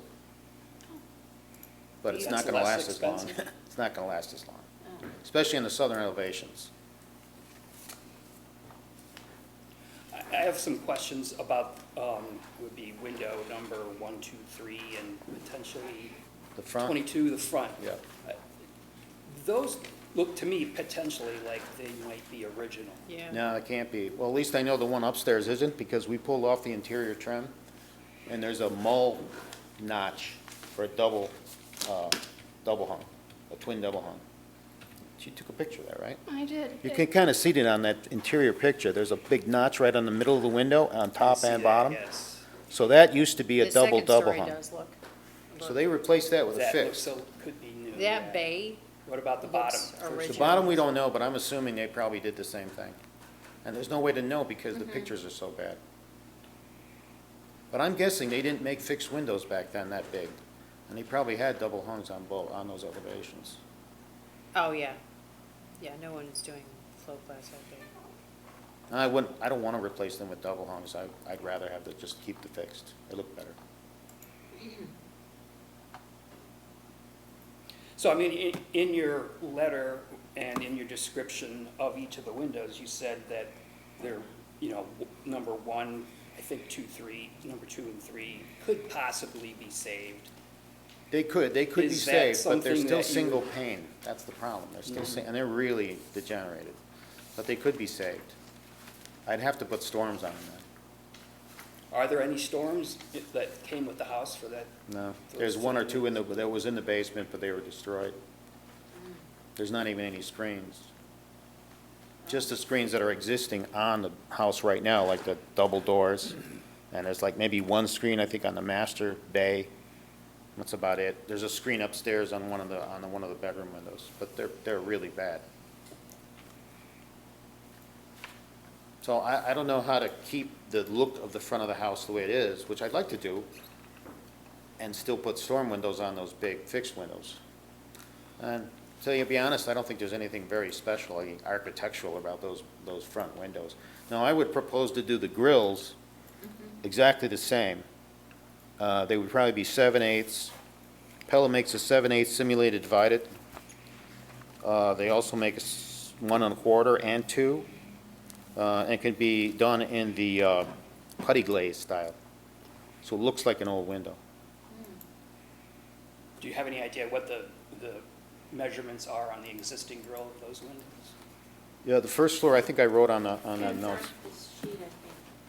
They're slightly different on the second floor. Well, No. no, I mean the actual. Oh, the thickness of the mullion? The width of the muntins, those are muntins. I'd say about 7/8 to an inch, Okay. at no more than an inch. Yeah. So the 7/8 from Pella. 7/8 would be very, pretty very close, yeah. Now, I don't know if I included this, but did I mention that I wanted to put grills in the other windows? You did, and I was gonna ask about that. Yeah, go ahead. So But you didn't, you decided not to, excuse me. I wanted to hear what you guys had to say first.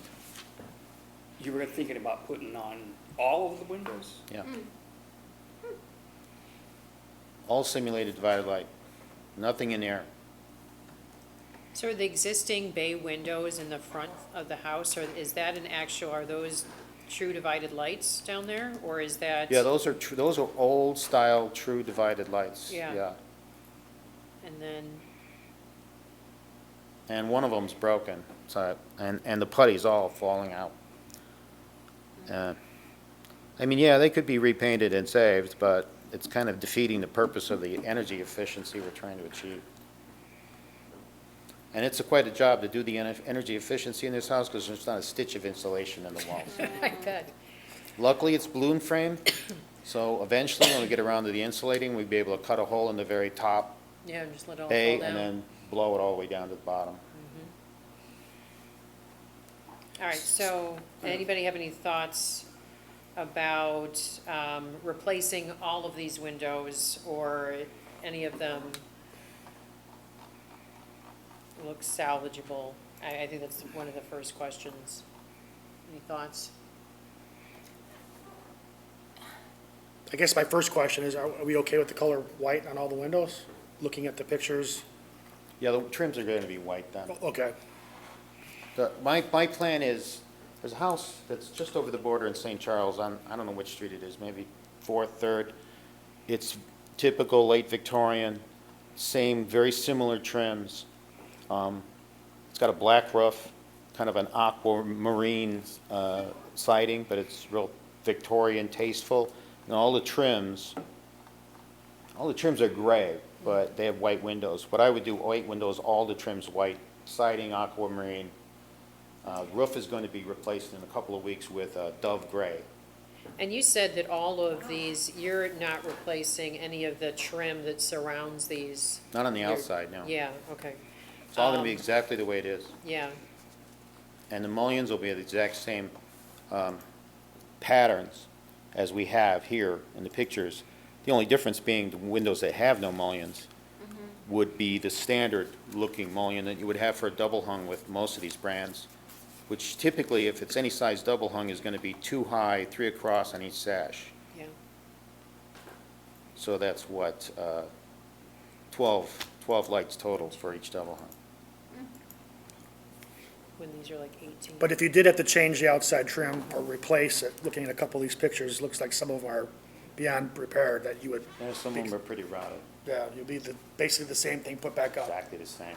We do everything in-house, so we don't have to buy any products, we just mill it just the way it is and replace it. I did an historic up in a house in the Elgin Watch District once, same thing. And I just did a house in South Elgin, it was over 120 years old. But that house had vinyl and vinyl siding, that was a whole different matter. It wasn't historic either, but we made the interior look exactly like this type of house. So Jackie, all the photographs in this, in the presentation of windows are ones that are visible? Are these all the windows? Yes, the ones. Even ones that aren't that are visible? not Yes. visible are going to be, The Just the unnumbered fire ones? escape. There's a double sliding glass door at the top floor, fire escape. And then there's a really old swing door on the second floor. so And like I said, we can't get rid of those. 18 is, not, That's on the back. right, so we don't have to worry about 18. Okay, Or 14 or 15 or 16. Or, yeah, 14, 15, 16. That's, one of these is the west elevation. That's the west elevation, Okay. that's the back. That's the back porch. Okay, and then 12. No, 11. Oh, 11's on the west elevation. Okay. the one with the shutters.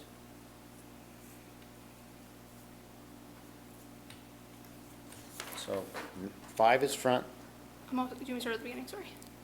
So, Um, yeah, 1 and 2 are front, 3 and 4 are front. 3 or 4 in front. 5 is, West. no, that's the That's front front. elevation. That's the still one, front? that's the front. I don't know why it's like that, but 6 is, that's the east elevation bedroom. 7 is the east elevation,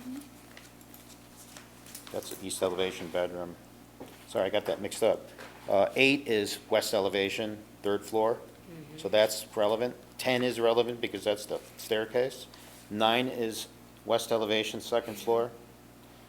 11, I'm sorry, that's the vinyl window in a west elevation.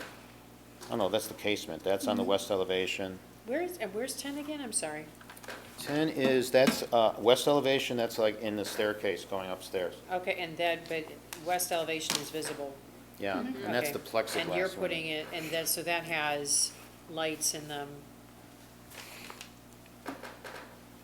Now, with that window, I may not put a grill in there. Number I- 10? I might just do a stained glass insert on the inside Okay. that would cover the entire thing. But it's not a grill, it would just be clear for now. Okay. So with the grills, are you gonna have a spacer? Yeah, it's a simulated divided, so the outside is aluminum, and they glue it right to the glass, and the inside is wood, and they glue it exactly to, sandwich the two, and then they put a light bar in between the glass so that it doesn't refract inside the other panes. So when you look at it, it literally looks like an old-style true divided light. But they call it simulated divided. But it's one sheet of glass, so you can't have single failures of the little panes. So that it's, if the glass fails, you just get a new sash. So, to the commission, I think, are we of the mindset that we are going to, what do we think about, well, it looks like, some of these just aren't historic. And then some of these appear that they are. So like the ones in the bay appear to be something that has some are contributing. And then a lot of the double hungs just look, Double hung. yeah.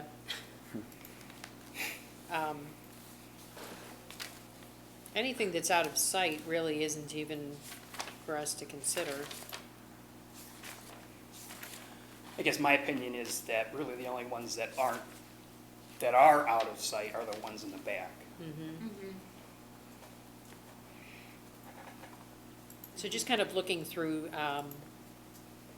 all of these photographs of the different windows, some of them just look like they've seen a better day. And certainly the doors in question are not part of our purview anyway, and also look like they have seen some better times. Is there any thoughts from anyone about the possibility of retaining any of these windows? And would there be anything that has a true divided light, to me, is on the table in terms of that? Because it probably was original, and these are the fixed front ones, but saving them if they're disastrous, falling apart, we do what we've done in the past, which is to approve something that is one of those historic approved Pella windows. I've never heard of us approving something that wasn't wood. Anyone else have that experience, a precedent for doing a non-wood window and replacing a wood? Well, I think It aluminum could be clad wood is or metal, acceptable. or aluminum clad. Yeah. Isn't, the Universalist Church, we let them use, aluminum clad? Okay. So we've done it before. Correct. The house next door, to my direct west, also historic, but they put a bunch of additions on it, obviously it all went through you guys, and that's aluminum clad. I know it is on the side elevation, so I don't know about the front, I didn't really look at it. So does anybody have anything, any concerns, any thoughts? I just have a couple of clarifying questions, I guess. I noticed that some of these windows are, the colors listed as classic white, others are white. It's gonna I be think they are standard, two different colors, standard pellet white, I mean, it's the. but they do have two different colors. Well, they One's have a classic. warmer white, but I don't want to do that. I'm going to do the bright white, which is their most typical white. I mean, it's their standard white So clad you're one. not doing the classic white, No. which is, Is that what it says? yeah, most of them are classic white. No, that's what's, the guy who quoted it probably didn't put it in properly. I would do just straight up white. Let's see if it even tells you what a classic white looks like. It might be like a vanilla. It's just I looked at it on the catalog, it's kind of a more grayish white. Yeah, no, I want to do It's not straight white. white, straight, bright white. And then the trims will be the same way. No. No, those are the grill colors, but the grills would be the same color. So we can confirm it's gonna be a cool toned white, not vanilla, No, not vanilla. Just standard not white. ivory, standard white. And then if I did grills, and that's really up to you guys, I'd like to do them everywhere. And standard pellet grills, so most every window would look exactly the way it looks now, only the ones that don't have grills, the double hung, which are just about all double hungs, except for the casements. The small double hungs would probably, the little ones in the bathrooms would probably just be too wide and too tall on each sash, and the larger, all the rest of the double hungs on each sash would be 3 wide, 2 high on each sash.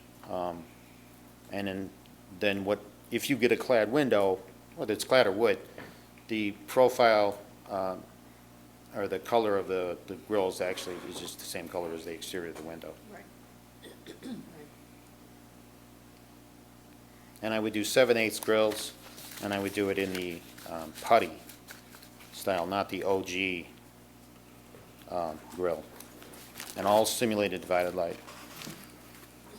You know, my kind of opinion on doing grills in all of the double hungs also, to me, that seems that it might be a little overwhelming, and it's trying to create a characteristic that we have no idea whether it was actually like that originally or not. Most likely wasn't, I guess I would guess. So personally, I would not be in favor of muntins in all of the double hung windows. I don't know if anybody else has an opinion on that, but Perfectly happy not to. But just the I'm front, sure. right, Kevin? Just the front? the Just the front, front. yes. I mean, certainly 1, 2, 3, and 21 or 22 need to have the muntins. Well, just looking at, what is this, in the report, there is this exposed side, that's in what direction? I feel like I'm all turned around. The one on the alley side?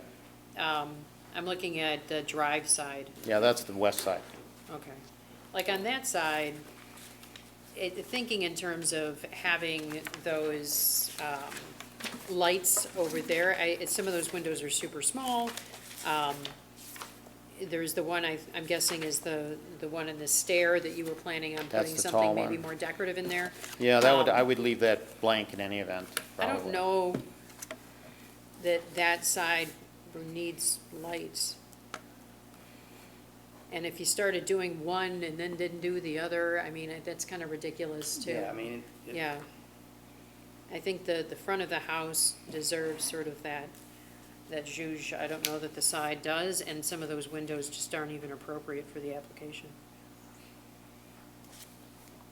It is all over the place on that one. It's- You know, I would say that the house next door to the west, what they did was, I think they have a lot of large casements, especially on the side of the house. Yeah, Really big casements, so the double casement, and they just did a simple grill that comes up. Now, this is a casement window, so it's not double hung, right? It doesn't have the middle sash, so it comes up and they just have a simple cross sort of design. Now, if I did a double hung and I wanted to put grills in it, if I didn't want to do all the grills, and honestly, it's kind of expensive, I don't have to do it. it just seems like in that particular elevation that, you know, the bottom windows are smaller. They've got the one that could be something else entirely, and then you have another small window, and then you're left with two other windows, and at that point, I wouldn't do it, you know? You just keep it, I'm perfectly happy to keep it on, just on the front Yeah. and nowhere else. I will note that on this list from your contractor or yourself, I don't know where these came from, but number 19 says it's going to be vinyl. I'm assuming that's Oh, must be a mistake typo. also. Vinyl, is that on the Yeah. pellet quote? Yeah, What number window? window 19. Which window was 19? I think when people make those first passes at these window quotes, just type it in Oh, yeah, whatever, I see. That's in the back, but still. firing it off. Oh, no, that's not, I don't know why he did that. So all Nothing, wood, aluminum clad. aluminum clad or aluminum or just primed, which is just a wood window, I'm fine with either. Primed is cheaper, frankly. No grills is way cheaper.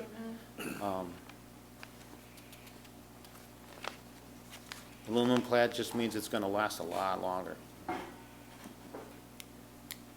Prime windows, I used to sell windows, and prime windows stink, frankly.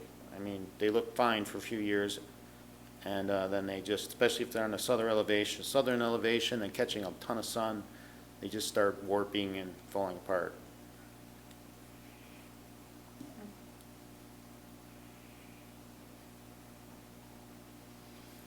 So I guess let's talk about aluminum clad versus non-aluminum clad wood windows, because it doesn't seem to matter to Doesn't you. matter to me, I mean, it's, like I said, it's cheaper with non-clad, but it's just not gonna, it's not gonna have as much lifespan. How long would But you you say can't- the lifespan is of a Good regular? 40 years if it's clad. Wow. What about regular wood? Primed, 20 maybe, 25. I wouldn't even, I'm not sure even that far. You gotta keep taking care of them, you gotta keep painting Yeah. them. Yeah, you gotta do the yearly maintenance on them. Yeah, clad, you don't have to paint, you don't have to touch them, really. If it's a quality window, you don't have to monkey around with that thing for a long time. It's just you can't paint the aluminum clad. No, you can't If- change the color, Right. that's it, you're white. And you would rather have the aluminum clad, right? Well, my plan on this building is ultimately, I might wanna turn it back into a single family. Yeah. And nobody who can afford this single-family house wants a primed window. Right? So it's a really big sale feature, and it's a big longevity feature. So that has a lot to do with it, too. Plus, we're gonna eventually have to put a garage on the back, because right now it's got just a carport, Yeah. which is horrible. So we're gonna be putting a two-car garage on the back, detached. So, you know, it's like in for a penny, in for a pound. There's a lot of money going into this place. Right. The HVAC system alone is $30,000. But it's state-of-the-art, and it's insanely efficient and quiet, and you don't have those ugly window I was air just gonna say, conditioners. get rid of the window units. Okay, so, anybody have any questions, any concerns? I live in a house that is not historical, but it looks historical, and it was built to resemble a home that was built in like the 1905 era. And all of the windows have the grids on it, and I have different shaped windows throughout the entire house, and it looks fine. So I'm fine with all the windows having grids, I'm fine with just the front. If I'm gonna do grills anywhere but the front, I would probably do them everywhere. There's no point in not doing them. Unless, like Lisa was saying, that the one in the hallway probably will look silly with grills. Now, the guy next door to the east side, that's another historic property, right? And he's got diamond grills in every window. I don't know how old that is, though. I don't know how old those windows are. Yeah. All right, well, are we at the point where we can fumble around and make a motion, or? George? No issues. You have no issues with all grills or no grills, or either way? Either way, because the thing is, you know, once again, we don't know whether grills were in there in the beginning or Right, they right, came in right. first, so I'm not gonna hold, you know, we have no evidence of whatever.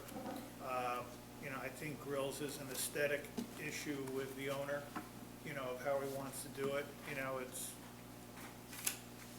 I think the aluminum cladding is fine, we've done that before.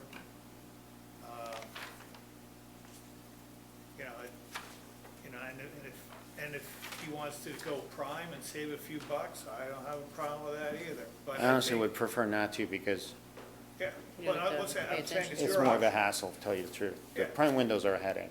Yeah, so I mean, and there's no doubt those windows are in pretty poor shape. Now, just so you guys know, the double doors, now that one is on the back elevation. Obviously, I'm gonna eventually put a deck there. That'll be the two-story deck to get the egress changed, to get rid of the fire escape. And then there's another one on the east elevation that is just silly. It's just got a grill, like it's a Juliet balcony, I guess. I'd like to keep that, and those doors are expensive, but I'm gonna keep them. And eventually I'll apply to build a small balcony right there, just on the first floor. So that door has some kind of function. Even though it's an in-swing door, it's kind of silly, because you in-swing it and all you got is a grill, you know, so you can't fall out. So I'm sorry, I'm still kind of hung up on the number of grills. So, I could do The ones- fewer too. I could do fewer in sash, like I do just the top sash.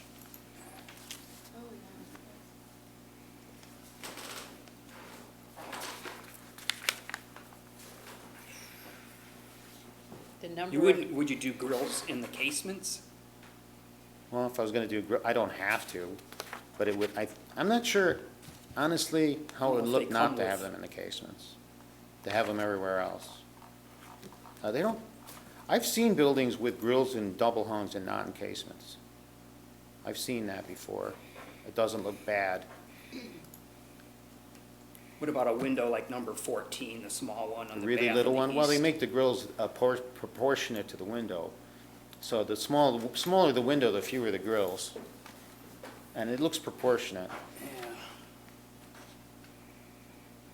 And you do have to be careful. If you do the standard grill pattern that they recommend for that size, which is the standard price too, if you want something special, you're gonna have to pay for it. It looks perfectly proportional. Doesn't look weird, doesn't look busy. But I agree with you, too many grills is overkill too sometimes. I agree with that. And especially if the actual, each one of the lights is a different size in, you know, in windows. Like this window has one size of light, this one has a different. True, but because they're so Grill size. proportional, they look pretty good, honestly. I mean, one thing I might consider doing, for instance, is Windows 16, for instance, if that was a double hung with grills, it would be 3 high in each sash, 3 high, 3 wide, I bet you, in that height, each sash. But the window next to it, that plexiglass window, that's fixed window there, I would do that with no grills. But of course, this is the other elevation. But it would look better with the grills in the double hungs, but not in the center fixed window.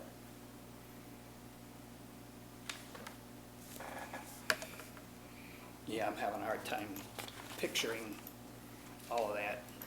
I'm perfectly happy to do no grills. Save me a load of money. I would prefer to see that detail on the front, quite frankly. Yeah, I mean, I think for me, that's, you know, at least Grills 1, on the 2, 3, front, and everything 22 else need to open. have the grills. Yeah. I'm cool with that. But can I replace them? Yeah, I think we're, I'm headed in that direction. I don't know where the rest of your heads Alright. are at, but Yeah. I feel like things can be replaced in this Yeah, situation. and especially the one on the second floor, because that appears to not be original. Absolutely not, yeah. You know, Yeah. the one on the first, those three on the first floor, you know, We have no idea. Phone. No idea when they put those windows in there. They are very old, though, Yeah, very old. The hardware is really old. yeah. I mean, the hardware you wouldn't recognize. It's the kind of hardware throughout the house that you saw. you said 70, it's the 80 one with years ago. the weights and, Yeah, the weights, well, I mean, the actual locks, the interior door locks, you know what I mean, everything, the handle sets, and everything's covered with 10 layers of paint, yeah, so it's just Yeah. destroyed. Not I was talking about the ones in the bay, the front bay. No, I understand. Yeah. Yeah. But, I mean, I can replace the window with a clad window, but we're gonna keep the grills only in the front and the same pattern they are, right, Yeah. with 7/8 wide grills, yeah. with putty instead of the OG. And a spacer. And it's, right. Okay. So the front is simulated divided light, clad, fixed, just the way those grills are. Everything else, as stated, with no grills. Or your option. The only thing I might point out is the French doors. I mean, Yeah. to keep it looking the way it is, those would have to be the same grill pattern that they have now. Yeah, well, you know, you get just, you know, the front mirrors where we got, and then the other sides go crazy. Go crazy. I'm not, it's gonna pretty much be exactly the way it looks, Yeah. only better. But what I'm saying, it's your call. Yeah, Okay. So I agree, no grills anywhere except the front, simulated divided on the front, 7/8 wide, putty style, no grills anywhere else. Rock and roll. yeah, That's fine. okay. All All right, in bright white. Yes. so, does anybody want to put a little something together? George, come on, George. You can do it. Okay.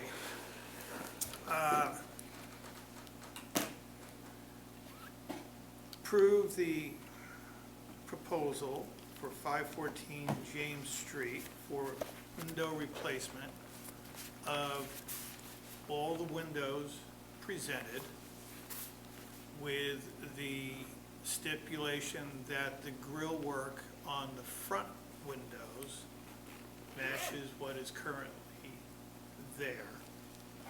Grills for the other three sides are at the discretion of the owner. So be it. Second. Are you finished? All right, can we call roll? Jensen, Aye.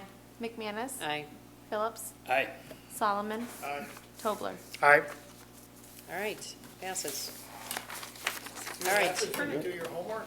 yeah. Thank you, everybody. Thank you. All right, next on our agenda is the secretary's report, any staff updates? I'm gonna blow through this, guys, I promise. Get your jackets on. All right, so I have administratively approved 9 building permits since our last meeting.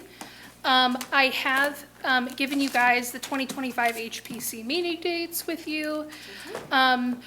If you are planning to leave the country anytime next year and you're gonna miss a meeting, just holler at me, let me know. What As if for it's the, in-country?